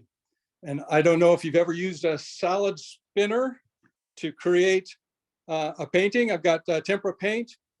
Bring your kids, have some fun creating your own artwork. And I also have, like Leonard, I've also got some note cards of some of my work here. And that's a tour from Studio 6. And we are all indoors, so we don't have to worry about rain or wind. Just to come on and visit us. Thanks. Well, that's awesome. Thank you, Matt, for joining us today and being available to show what you guys are doing up there. And so far, so good on what we're doing here. We're able to see most of you who are trying to connect with us. And we're going to move on next to Gerry Litwin. Gerry today is at the studio with Joyce Martin, Victoria Perez Mott, and Gail Brooks. Gerry, your camera is not on, so you'll want to start your video so that we can see you. There we go. Now we see you. Yes, and then you might want to flip it around so we can see the art. Switch that around. Okay, so switch. Trying to do that, guys. Nope, wrong one. Oh, just a minute, I've got it. Oh, have I got it, Linnell? Yeah, no, you're not switched around yet. I'm still seeing your face. Back to the meeting. Ah, I see it now. Very There we good. go. Now we see it. Okay, so I'm gonna show you Joyce Martin's studio. This is her upstairs studio. These pieces are really fun because of the way they're framed in car parts. So she's doing old antique cars and using parts from the cars.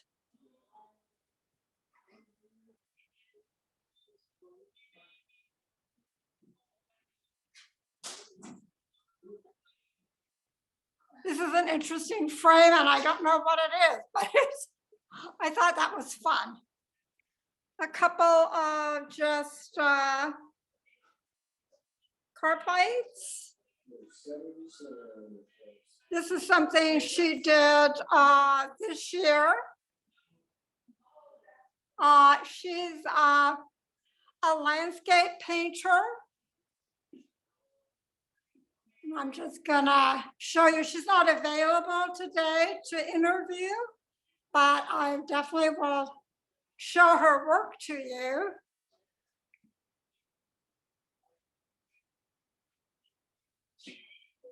This is a lovely snow scene. Another snow scene there. She does lovely floral work as well.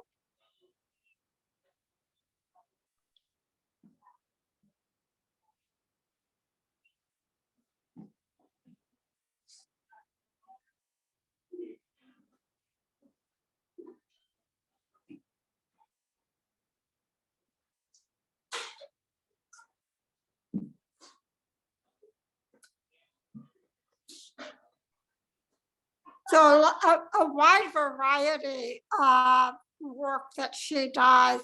This past year or so, she started doing larger pieces and trying her hand at boats. This was a very complicated piece. It turned out really well. Here.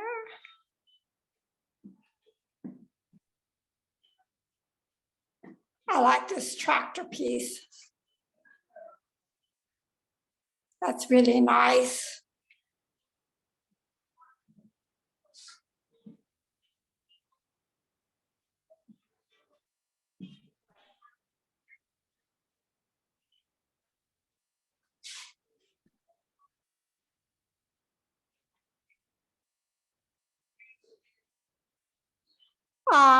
Joyce does a lot of small bird paintings, and quite a few people come by every year and pick up another piece of her birds. So these are very popular.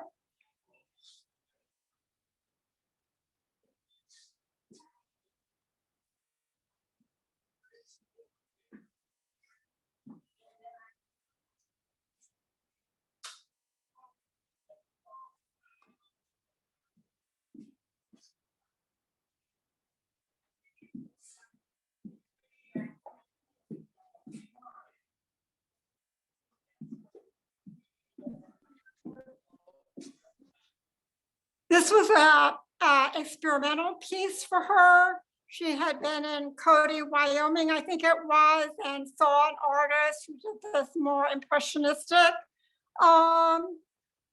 work with animals. And so Joyce was trying her hand at something more experimental. Usually her work is more, just realistic, but really beautiful. You can again see the wide variety of subject matter that she deals with. So this is just a view of her studio all the way in her gallery upstairs. She teaches a class once a week and I take lessons from her, and this is where we all meet and paint. So I have to go downstairs right now. So I'm gonna focus the camera just down at the floor for a minute till I get downstairs. So be patient with me. Yes, and hold on to the rail. Take it slow. We're with you on that. So,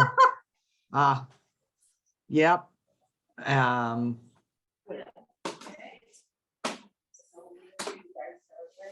It's an interesting angle on the stairs. It looks like she's climbing up them, but the orientation's a little wrong. So it's good, kind of interesting. Okay, and this now we're looking at Gail Brooks' work. She does wood turning and actually sculpting. This is a beautiful piece. These pieces right here that I'm showing you are something new that she's doing, which is kind of nice to be able to have it to hang on your wall. I really do like these. And then the fact that she's got these, see if I can zoom in on that. No, I don't know how to do that, so I'll get as close as I can. But you can see she put the air plants in there. And they're gorgeous.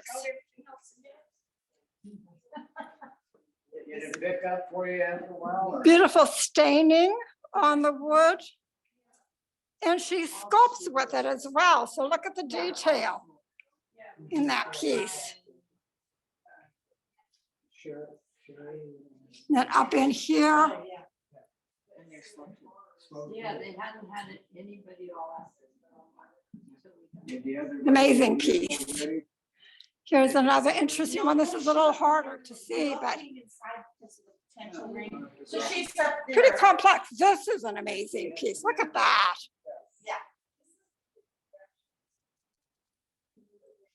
That is really amazing. Another one kind of similar in the way the wood has been worked. Here's a huge bowl that she has sculpted. So she's not using a lathe to turn it, but she's actually sculpted it herself. Another piece, and again, just showing you hopefully the detail.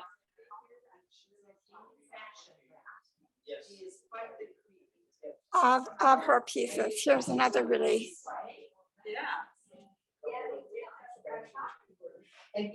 Love her little acorns. They're not little, actually. Here's a picture of her working in her studio with her lathe. I think that's what that.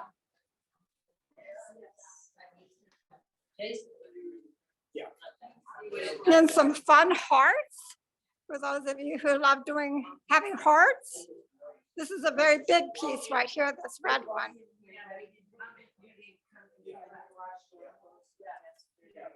Yeah, I'm going to take you over to the other side. And here are more like the bowls that are more typical of what you see. This is an interesting piece. That's very sculptural. This is one where she turned the base and sculpted the top of it. Beautiful. More pieces down here. For those of you who like air plants, you have quite a garden right there. I wanted to show you this piece here, just to see again the intricacy of the work she does. I'm gonna turn it around for you to just see all the pattern to it. It's just amazing.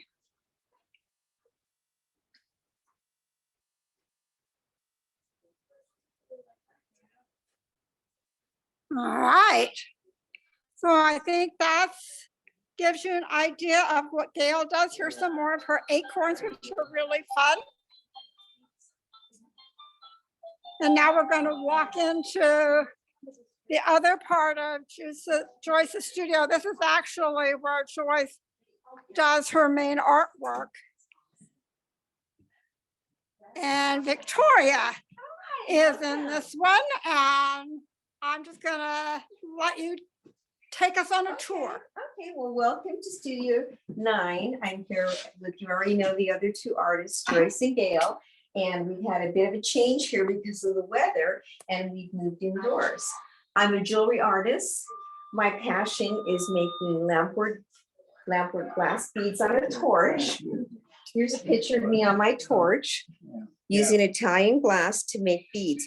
All these beads were made in my studio. They're all one of a kind. This is actually plate glass here. I also do different plate glasses. You can see, and there's a whole variation of dichro or just regular stained glass that's been cut and drilled. I'm going to get really close, and if you can talk about this is called a tree of life bead, and it represents the fall. This is a raku and ivory bead. All of my beads come on sterling silver chains. This is actually a piece of fire glass. So that's pieces of raku shards on a piece of plate glass on a sterling silver chain and bezel. Wow. If you're into fall colors. Now, and these are all beads you have These made. are all beads that are made on a torch and annealed overnight. Wow. With the annealing process, it makes it so if you drop your bead, even though it's glass, it won't shatter. It anneals it to hardness. But every one of these, some of these beads are a week old, and some of these beads I've had a few years. This is all of my semi-precious stone jewelry. This is an Asian piece I made for a show at Wasamatsu Farm. I did all Asian pieces for them. This is jade, this is bone, agate, and jasper. Wow. This is a new stone, and I wish I could tell you the name of it. I bought it from a man, and I couldn't really understand what he was saying. We have candy here if you visit our studio because it is Halloween. So we want to know, we'll also feed you. This is beautiful Red Creek jasper. I also am very active with mineral and gems. I love stringing. I think that's just another form of art and craft. I go to Tucson annually in January, handpick all of my stones. I handpick all of my findings. I want to make sure I use the best quality of sterling silver and gold filled findings. This is an interesting one. This is actually 24 karat Italian gold inlay that I've made, and I've encased it inside of clear Ifredi glass. Oh, wow. I know, I love those. What is this one? These are agate slabs. So I don't actually drill them. This would be one of the pieces that I buy, the stones I buy from one of the many countries that sells stones here in the United States during the Tucson show.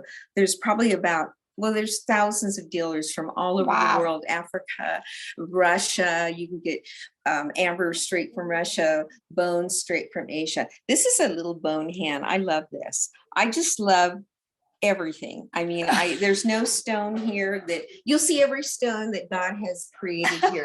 Not just my beads, but I love stones. Amber, rhodonite, jasper, green turquoise. This is actually Asian black ironwood. So we have a little bit of everything here. This is rough emerald because it's not transparent. A lot of people think stones are all transparent, but I have several rough forms of stones also. I have gold fill for the people that love to wear gold. These are all gold fill. And I also specialize again in sterling. All right. Is there anything Thank else? you. Is there anything else you'd like to show? Anything else? Well, just all my beads. People love the tree of life now. This is milleflori. And milleflori, of course, it's Italian glass, and it's means a million flowers in Italian. This is this is one of my older beads, but I still like to show it off. This is a Buddha. We all love Buddha, don't we? And this glass, even though it looks like turquoise, that's actually called copper green glass. And people love that because it does look like a stone, which many of my beads do look like stones. And did you make that bead? Yes, this is, all of these are beads that we just showed in this lineup. This glass is called Dalai Lama glass. It's actually glass tab. It's flat on the back. It's not rounded. This special bead, I call this the rose bead because it looks like little tops of little roses. You can see it's transparent, but you can't see it in this filming, and parts of it are opaque. This is just a square bead with dots of grit. Once the glass is cut up and not whole, we call it grit. So I lay the molten glass in the grit. I stab it with another piece of glass and twist it to create that little hurricane look. Very nice. You know, if any of you are interested, I'm demonstrating at the El Dorado County Mineral and Gem Society. I demonstrate glass bead making for anybody who's interested in coming to watch. It's at the fairgrounds on October 15th and 16th. I'll be demonstrating. I've been there for about 15 years demonstrating. All right, awesome. And there's stones for everyone. Awesome. Labradorite, Tibetan beads. Here's our state stone. This is serpentine, and it's not the poisonous kind. So you don't have to worry about it. There's good serpentine and bad serpentine. Is that it? Well, thank you for Okay. sharing. Well, no, Really thank you for appreciate coming it. to my to Joyce's studio. Yeah. Temporarily my studio. Thank you very much. Thank you. Okay, Linnell. Well, thank you, Gerry. I'm so happy that everyone was able to move inside there at that studio today. It was really gracious of Joyce to accommodate everyone, and so great to see those wonderful artists there. I'm hoping Victoria will send an announcement about that class to Sue for the newsletter. You might remind her to do that. And Oran, are you interested in sharing anything with us today? You would be up next if you are. I know that you didn't do a full studio today, at least that's what I heard. But are you there and do you want to join in? I'm here and I just had some customers walk in, so I was talking to them. Well, I don't know customers, but viewers anyway. So I'm gonna see if I can get it going here now with the Zoom, as I've got to get the camera. I don't know. Okay, let's see if I've got it. No. Okay. Now we see your face. Oh, we don't need that. Okay. So here I am. Yes, we had hurricane. First, we had rain in the middle of the night. And we kind of prepared for that.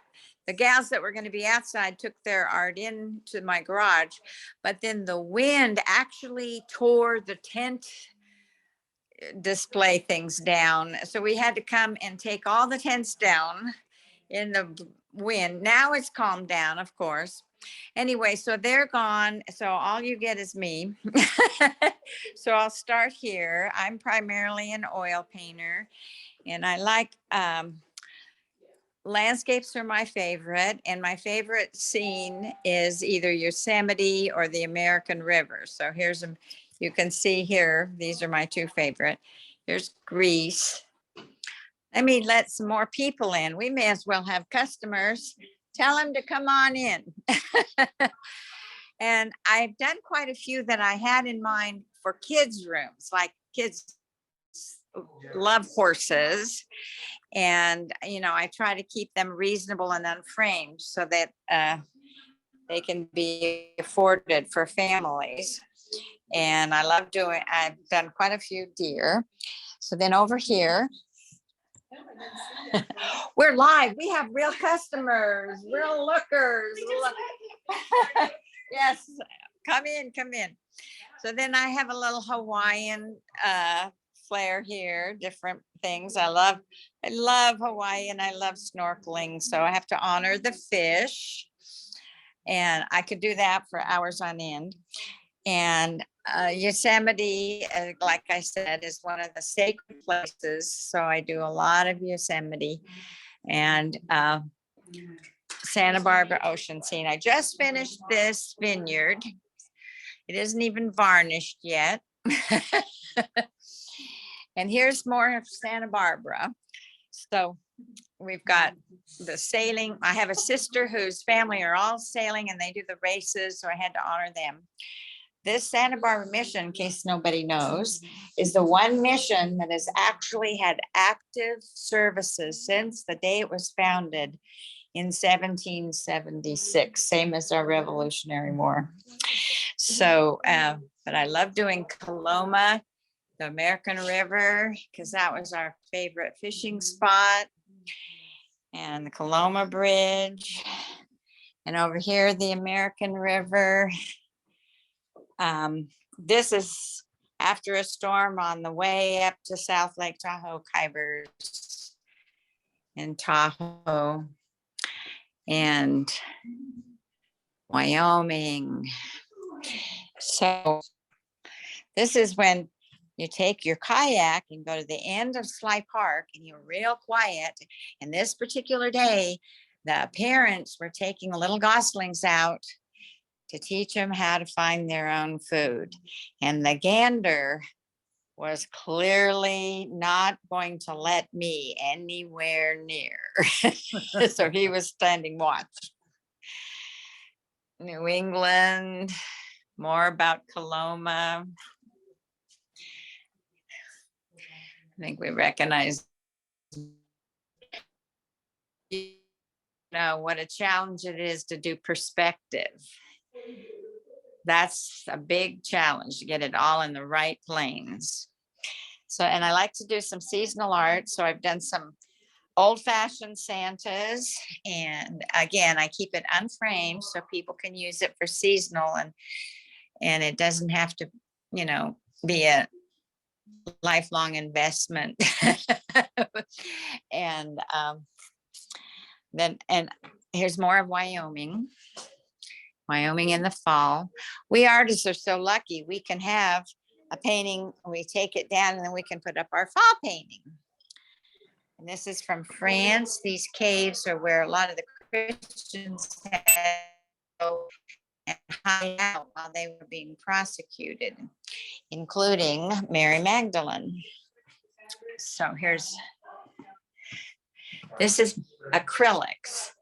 And I'm not so good at acrylics because it's dry so fast, but with enough patience and an extender solution, you can do it.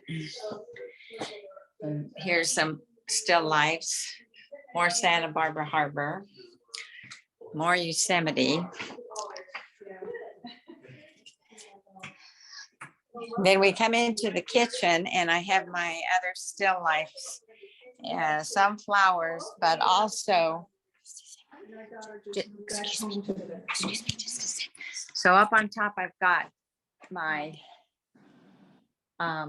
kitchen art that are still lifes. And so some of them are recipes. So like here we have chili recipe, the ingredients. And here we have chili rellenos, the ingredients.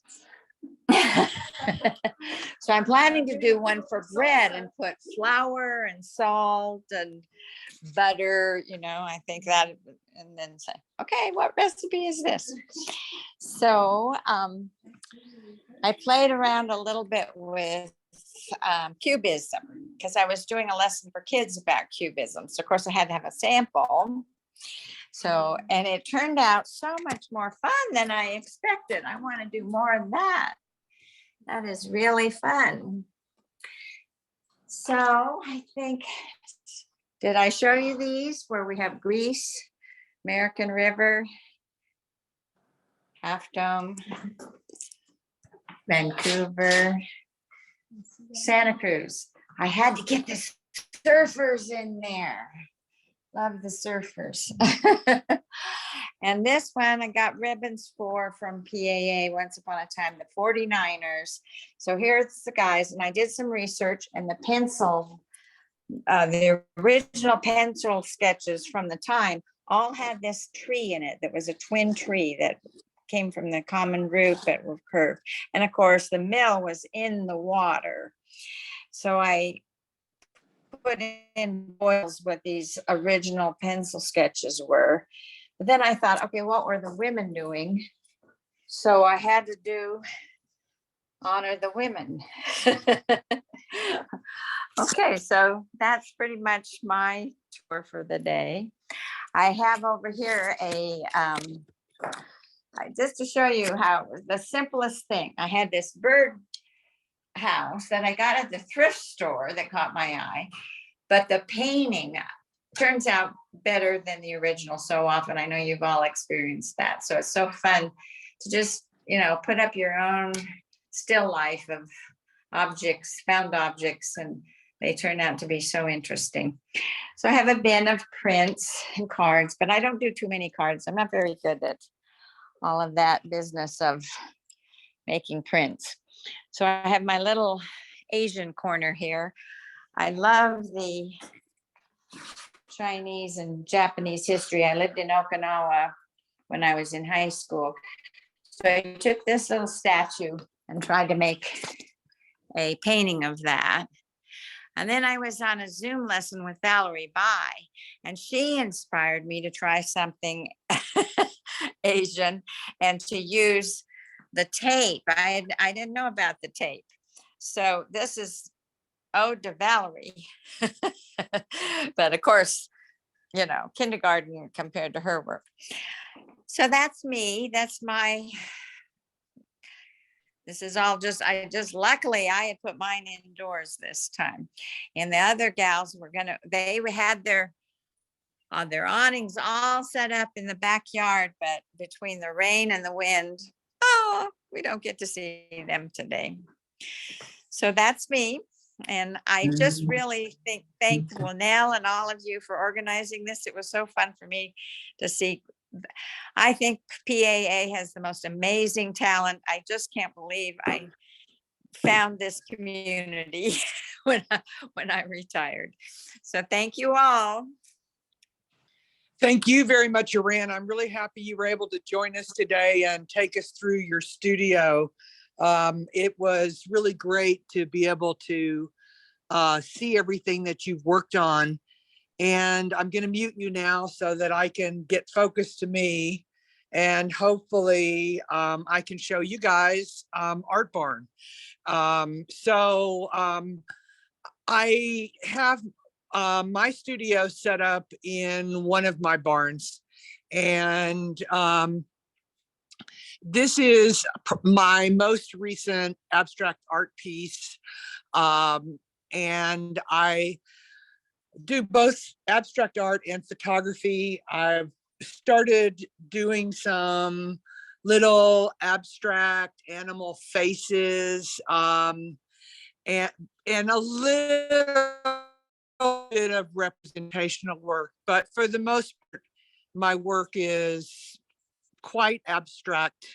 I've been doing this for 15 years or so. Really enjoy painting.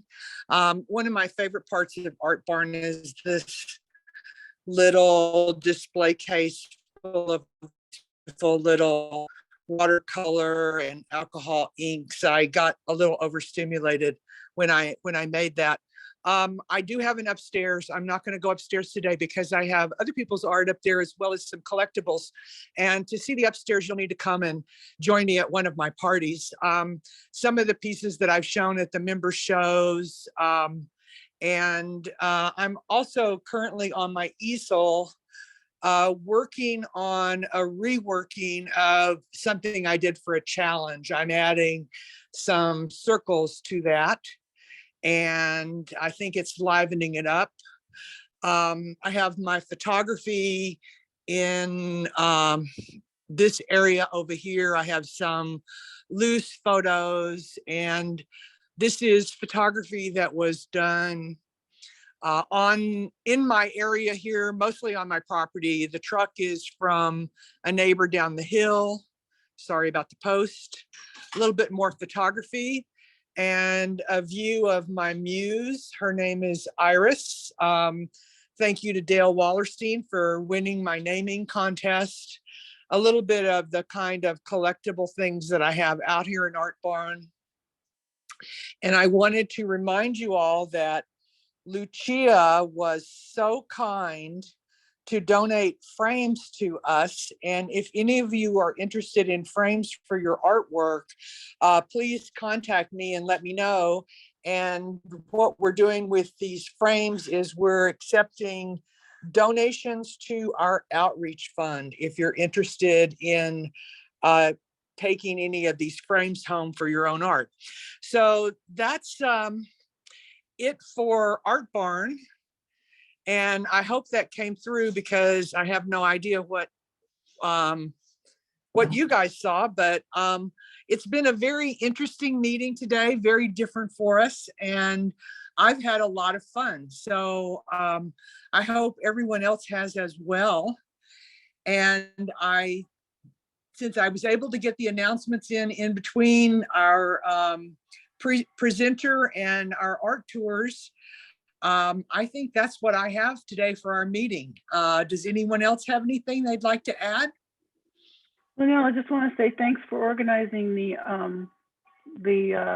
art tour live. That was cool. I think we should do that all the time if we are able. That was fun. I agree, and I really love the way the artists stepped up and participated. And special thank you to our reporters that showed up today to help us with that. And I should have this posted up on YouTube before the end of the day, and I'll get you a link to it, Sue, for the newsletter, and I'll post that also up to our Facebook site as well. So thank you all for being here today. And I agree, Matt.